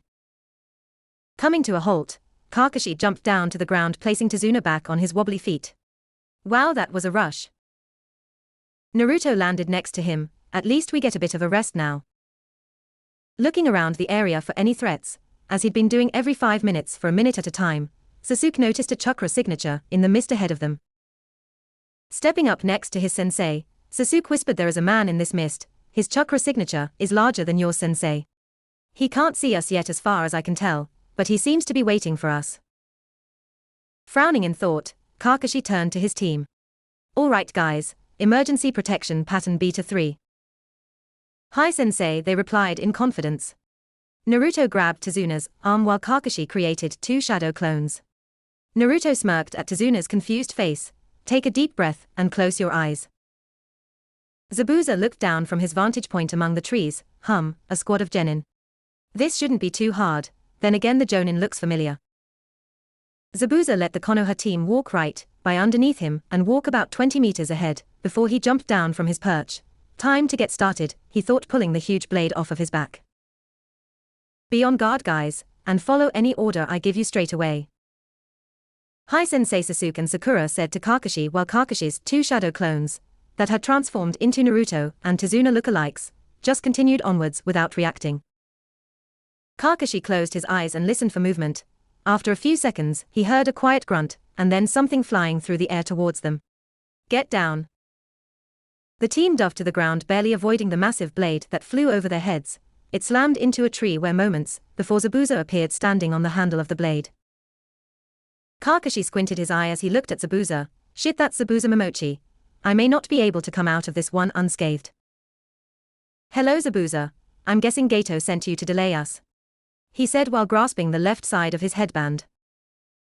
Seeing the Jonin's movement, Zabuza recognized who he was. Kakashi Hatake, high A-rank shinobi, known as the Copy Ninja. This'll be fun, Zabuza said while turning to face the team, still standing on his sword. Kakashi smirked, though you couldn't see it behind his mask. Actually, I think you're in for a bit more than you bargained for. Just as Kakashi finished his sentence, a 4-bone bullet was shot straight through Zabuza's right thigh, causing him to fall from his sword and to the ground. Shit. Zabuza said, looking behind him to see an orange and black-clad Naruto sticking halfway out of the ground with his fingers pointing at him. Nice shot, Naruto. With less mobility, I can take him down much easier. Kakashi said, pulling up his headband, revealing a full matured Sharingan. Zabuza scowled from behind his bandages. Turning, he launched a kick at Naruto, who only got a glancing blow to the top of his head, because he sunk back into the ground. Pissed off at being caught off guard by a genin, Zabuza turned to look back at the full team. As he watched, Kakashi's shadow clone, that was disguised as Naruto, disappeared into smoke. Fuck, I can't believe this turned bad so quickly. Kakashi, seeing his opportunity to end the battle, quickly dashed at Zabuza as Zabuza began hand signs while jumping onto his good leg. Seeing with his Sharingan, Kakashi easily saw that Zabuza was planning to summon water clones to aid him, so Kakashi prepared a counter. Zabuza glared at Kakashi, water style, water clone, jutsu, he yelled, summoning 2 clones to intercept Kakashi while he grabbed his sword. To his shock, the first clone disappeared seconds after it was summoned due to a bone bullet through its head, and the second clone didn't last long against Kakashi. Zabuza tried to lure Kakashi into a trap by jumping onto the nearby lake. Come on then, leaf scum, he said, glaring at Kakashi. Being overconfident in both himself and his students, Kakashi leapt onto the water in front of Zabuza and pulled a kunai. Let's finish this, Zabuza. With that said, Kakashi lunged at Zabuza and Zabuza swung his sword downward to intercept Kakashi's lunge. The sword was blocked by Kakashi, but the force of the swing pushed him underwater. Gotcha! Zabuza yelled while reaching into the water with his free hand, water style, water prison jutsu. Kakashi was suddenly unable to move in the water that pressurized around him. Shit, I'm caught. What should I do? Zabuza smirked, before glaring at the genin and Tazuna. What are you gonna do now? Your sensei's done and your client is gonna be next. Then I'm coming after you, he said, adding killing intent to his glare. Naruto, Sasuke and Sakura shook in fear at the killing intent. But realizing that their next actions as a team could save their sensei's life, Naruto forced through the fear and yelled, those that abandon the mission are trash, but those that abandon their comrades are worse than trash. Right, guys? Sakura and Sasuke steeled their fear and replied an affirmative. Naruto summoned 2 giant shuriken and flung them at Zabuza while charging with the other 2 on his flanks. Zabuza swung his sword and battered the 2 blades aside. Is that all you got? Water clone jutsu, he summoned a water clone and gave it his blade. Deal with the brats. The clone ran forward to meet the team's charge when Sakura yelled, pattern delta strike. Sasuke and Naruto smirked, duff to the side, leaving Sakura charging at the clone alone. The clone smirked, overconfident, don't you think, little girl? He yelled, swinging Kubikiri Bocho at Sakura, only for her to disappear in a burst of speed. What? Sakura appeared behind Zabuza's clone with her gauntlets activated. She stabbed at his back at the same time he jumped forward. Nice try, he said, swinging at a now off-balance Sakura. That was when Sakura smirked and was pulled underground as a fireball appeared where she was. The clone's eyes widened in shock. What the he? And it evaporated instantly, dropped the blade as it stabbed into the ground. Seeing his clone get destroyed so quickly, Zabuza made the 3 hand signs needed as 2 more clones appeared on either side of him. Kill them and bring me my blade, he ordered, and the clones charged towards Sasuke and the discarded sword respectively. Sasuke turned, his Sharingan now having 2 tomo, and glared at the water clone that was charging him. Bring it, he said, and whipped out the blade of his Kusarigama. The clone dodged the strikes easily and tried making his way to Sasuke to attack him, but using his Sharingan and the Kusar, Sasuke kept the clone at a distance without a challenge. I thought you were gonna kill me, Zabuza. I'm still breathing. The clone got pissed off and recklessly dove under a strike to get in Sasuke's guard. A big mistake, it realized as it looked up to attack. Zabuza watched as Sasuke's Sharingan span rapidly and suddenly, he disappeared. The clone stood up in shock. What? Where'd he go? He managed to get out before his head splashed into water as the weight of Sasuke's weapon slammed into him. The second clone had just wrapped his hand around Kubikiri Bocho when a pink blur appeared in his line of sight. On instinct it jumped back as Sakura's claw slammed into where he was a moment before. The clone scowled and swung the sword at Sakura, who dodged by using her flexibility and leaning backwards. Hold still, brat. It snarled as it swung again.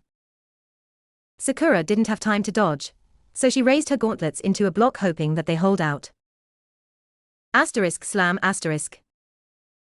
Zabuza's blade impacted and sent Sakura flying. The clone smirked in victory, and turned around to give the blade back to the original only to see another giant shuriken inches from his face. Shit, it thought in the millisecond before it was cut through.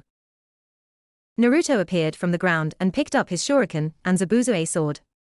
Holy shit, this thing is heavy, he thought as Sasuke and Sakura appeared next to him. Plan, Sasuke? Sakura asked, glancing at him.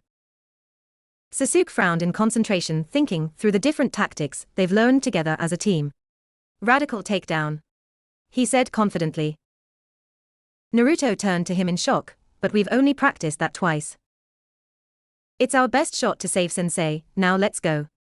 Sasuke said, forming hand signs and disappearing into his chameleon genjutsu. Sakura nodded at Naruto. You heard him, let's get started. Sakura said. Naruto nodded, unsealing another shuriken. Roger, he yelled as he flung them at the unprotected Zabuza. Zabuza watched the shuriken fly at him. You think that'll work? He said, catching it in front of him with ease. Zabuza smirked and pulled the shuriken aside, ready to throw it back, when he notices pink at the base of his vision. He looks down to see Sakura, who had ran fast enough to stay out of sight underneath the flying shuriken. Shanaro, she yelled and unleashed an uppercut into Zabuza's jaw, sending him through the air, forcing him away from the now failing water jutsu. Hit it, Sasuke, Naruto yelled. Appearing out of his genjutsu, Sasuke was leaping over Zabuza, unleashing his new jutsu. Weapon style, flaming arc, he yelled, swinging the scythe of his weapon on Zabuza's airborne form. Fire leapt from a seal on Sasuke's chain of his weapon and set it ablaze. As Sasuke swung it, the flames flew off in a red-hot arc while maintaining the sharpness of the scythe, aiming to cleave Zabuza in half. Zabuza didn't see the arc of fire until last moment, due to the blinding pain of Sakura's punch. Opening his eyes as the fire started to burn his chest, Zabuza made a split-second substitution, only getting second-degree burn and a large gash. Zabuza fell to solid ground in pain, screaming, fucking brats. I swear I'll kiack. He suddenly went limp when two needles flew out of nowhere and pierced his neck. Kakashi approached Zabuza and checked his pulse. There was none. A hunter-nin landed next to Kakashi and grabbed his arm. I want to thank your team for weakening him, but this is my kill. I will take it and my leave now. The hunter-nin pushed Kakashi away and put his hand on Zabuza's chest. They disappeared in a shunshin. Kakashi turned to Tazuna as it puffed into smoke. Good work, team. Naruto, where did you leave the real Tazuna? Naruto took a few steps towards his right and pushed his hand through the ground next to a green-colored straw.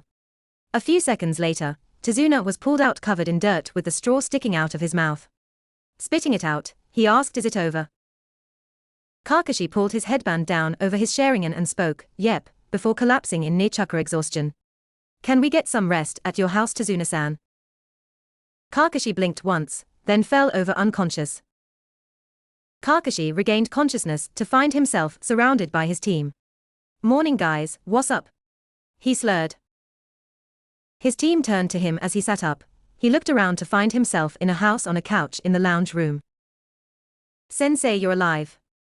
Naruto yelled in excitement. Tazuna sat opposite him on a chair. Super. Now that you're awake, what happened out there? Other than being a little wet, you seemed perfectly fine. No injuries or anything. Sakura sighed. We've already explained, he was extremely low on oxygen and almost had chakra exhaustion. It was perfectly normal that he fell unconscious for a while. Kakashi nodded, what she said. He spoke before rolling on his side and waving them off. Wake me up in the morning, we may as well get some training done while Tazuna-san builds his bridge. Sasuke poked Kakashi's head. Sensei, I think Zabuza is still alive. This brought a look of shock to everyone's face. Naruto asked the obvious question, why? That hunter-nin took away his corpse Aniki, he ain't immortal. Sasuke nodded, exactly, hunter-nins just take the head as evidence and destroy the body, right sensei? He said, looking at Kakashi for confirmation. Mulling it over for a few seconds, Kakashi sighed and sat up. Sasuke's right. Man, I should have noticed that straight away. I guess Zabuza is still around, and even worse, he has a partner that is hunter-nin level. After a moment of silence, a young woman walked into the room. Excuse me everyone, dinner is ready. Thank you once again for all the pork, we won't have to head to the market for a while. Sakura smiled at her. It's the least we could do for you, Tsunami. You are letting us stay here.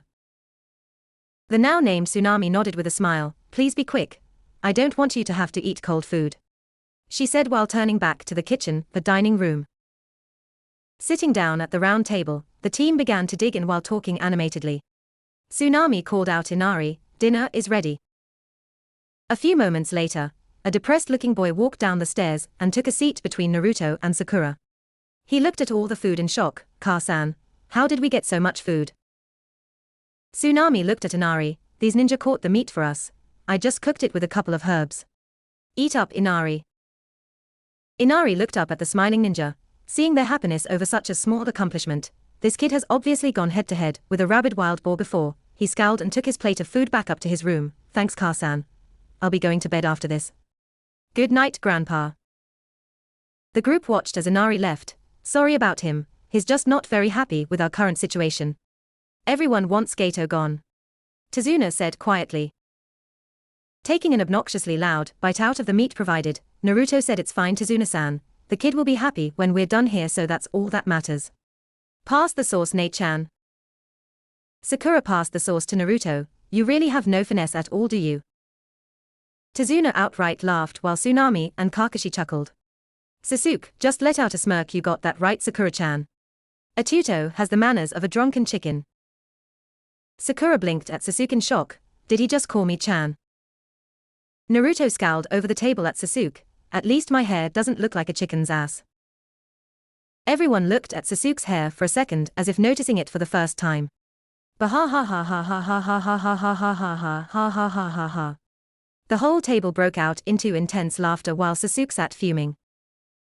It does not look like a Kakashi shoved a mirror into Sasuke's hand. Why didn't anyone tell me my head looked like poultry?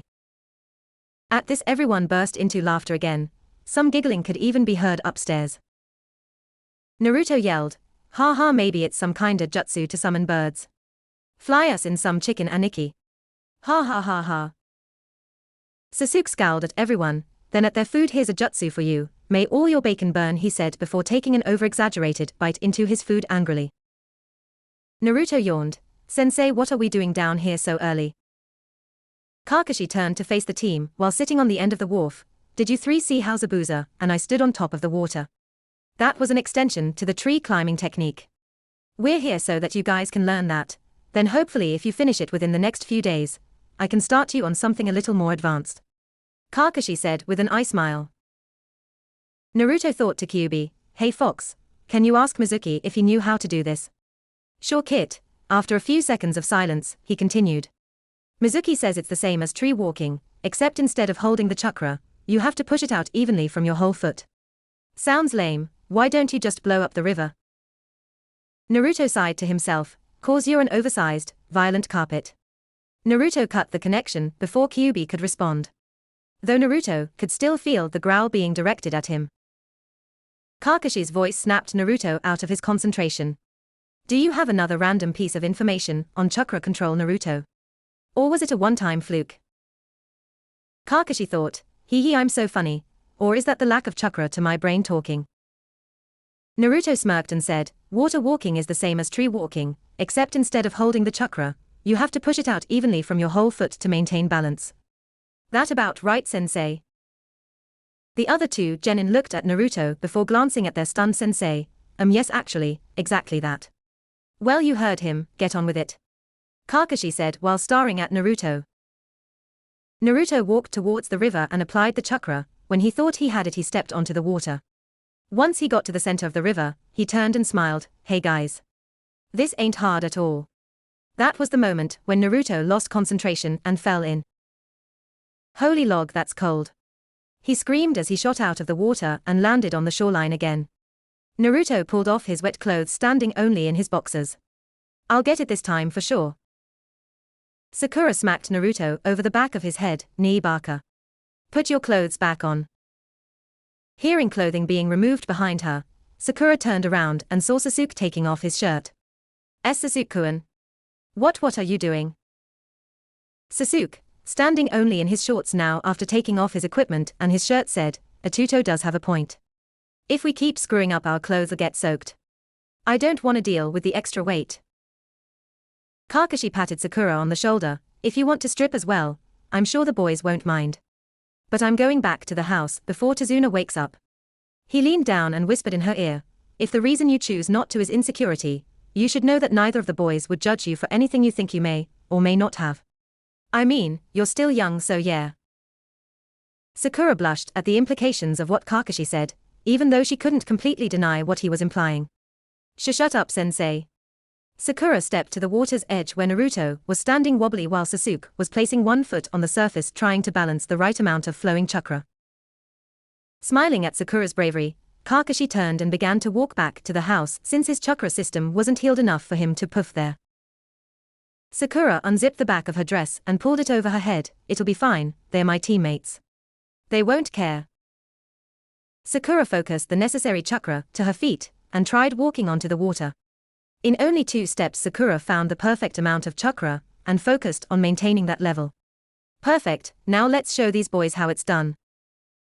Sakura jumped off the water and stepped off Naruto's shoulders to land in the center of the lake. Hey, this isn't hard at all, she said, turning back to her team, the water splashing around her. Naruto looked up at the underwear-clad Sakura, not even fazed at the lack of clothing, and said, how do you keep getting these things down straight away, Nate-chan? Sakura put on a lecture voice, elementary dear Nibaka, I am just smarter than you. She finished with a grin. Hearing a splash, they turned to look at Sasuke, who was unconscious face down in the water. Aniki. What's wrong? Naruto said as he pulled Sasuke above water. Sakura came over to check on him when she saw he had fainted from a nosebleed. Does Sasuke find me attractive? Sakura thought with a blush. Noticing the blood himself, Naruto slapped Sasuke back to consciousness. Aniki. Stop being a pervert. That brought Sasuke back fully. I'm an ucha. I'm not a pervert, he said, blushing. Blushing herself, Sakura leaned forward in a teasing pose. Oh, like what you see, Sasuke-kun? She said as a joke. Without thinking, Sasuke replied, yeah. Naruto whacked Sasuke over the head. Pervert. Rubbing his head, Sasuke scowled at Naruto. Shut up, Baka. Sakura was about to break up the fight when she noticed something on Naruto's stomach. Hey Naruto nii, what's that on your stomach? Naruto, who was still focusing chakra for the water walking technique, looked down to see the fox's seal showing in black ink. Naruto panicked and cut the chakra off, falling into the knee-deep water near the bank. It's nothing, don't ask about it, he said in fear, sitting against one of the posts of the wharf. Sasuke immediately calmed down, worried about Naruto's outburst. Atuto, was that a seal? What's it doing on your stomach? Naruto didn't look up to his teammates. Kyuubi, what do I do? If they find out about you, they'll hate me. I can't go back to being alone again. It hurts too much. What do I do? The Kyuubi let out a huge sigh. Look, Kit, I think they will see the difference between us. And don't take this the wrong way. I'm still a fucking tough demon, but if they can't see the good in you, then they're not really worth it.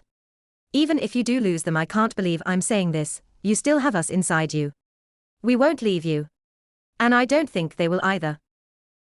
Feeling a hand on his shoulder, Naruto looked up and saw Sasuke and Sakura looking at him in concern. Sasuke gasped at the pained look on his face and the tears in his eyes. Being the smart person she is, Sakura asked, has it got something to do with why the villagers hate you? Catching onto to Sakura's train of thought, Sasuke wrapped Naruto in brotherly hug. No matter what it is, we won't hate you. Even if the seal is holding something we would hate, you are not the seal. Atuto, tell me what's wrong. Sakura stood in silence, listening to the raw emotion in Sasuke's voice and watching the trembling form of Naruto. Naruto nii. Naruto's tears slowed as he glanced between his teammates and the river. I think you're right, Kyuubi, they'll accept me.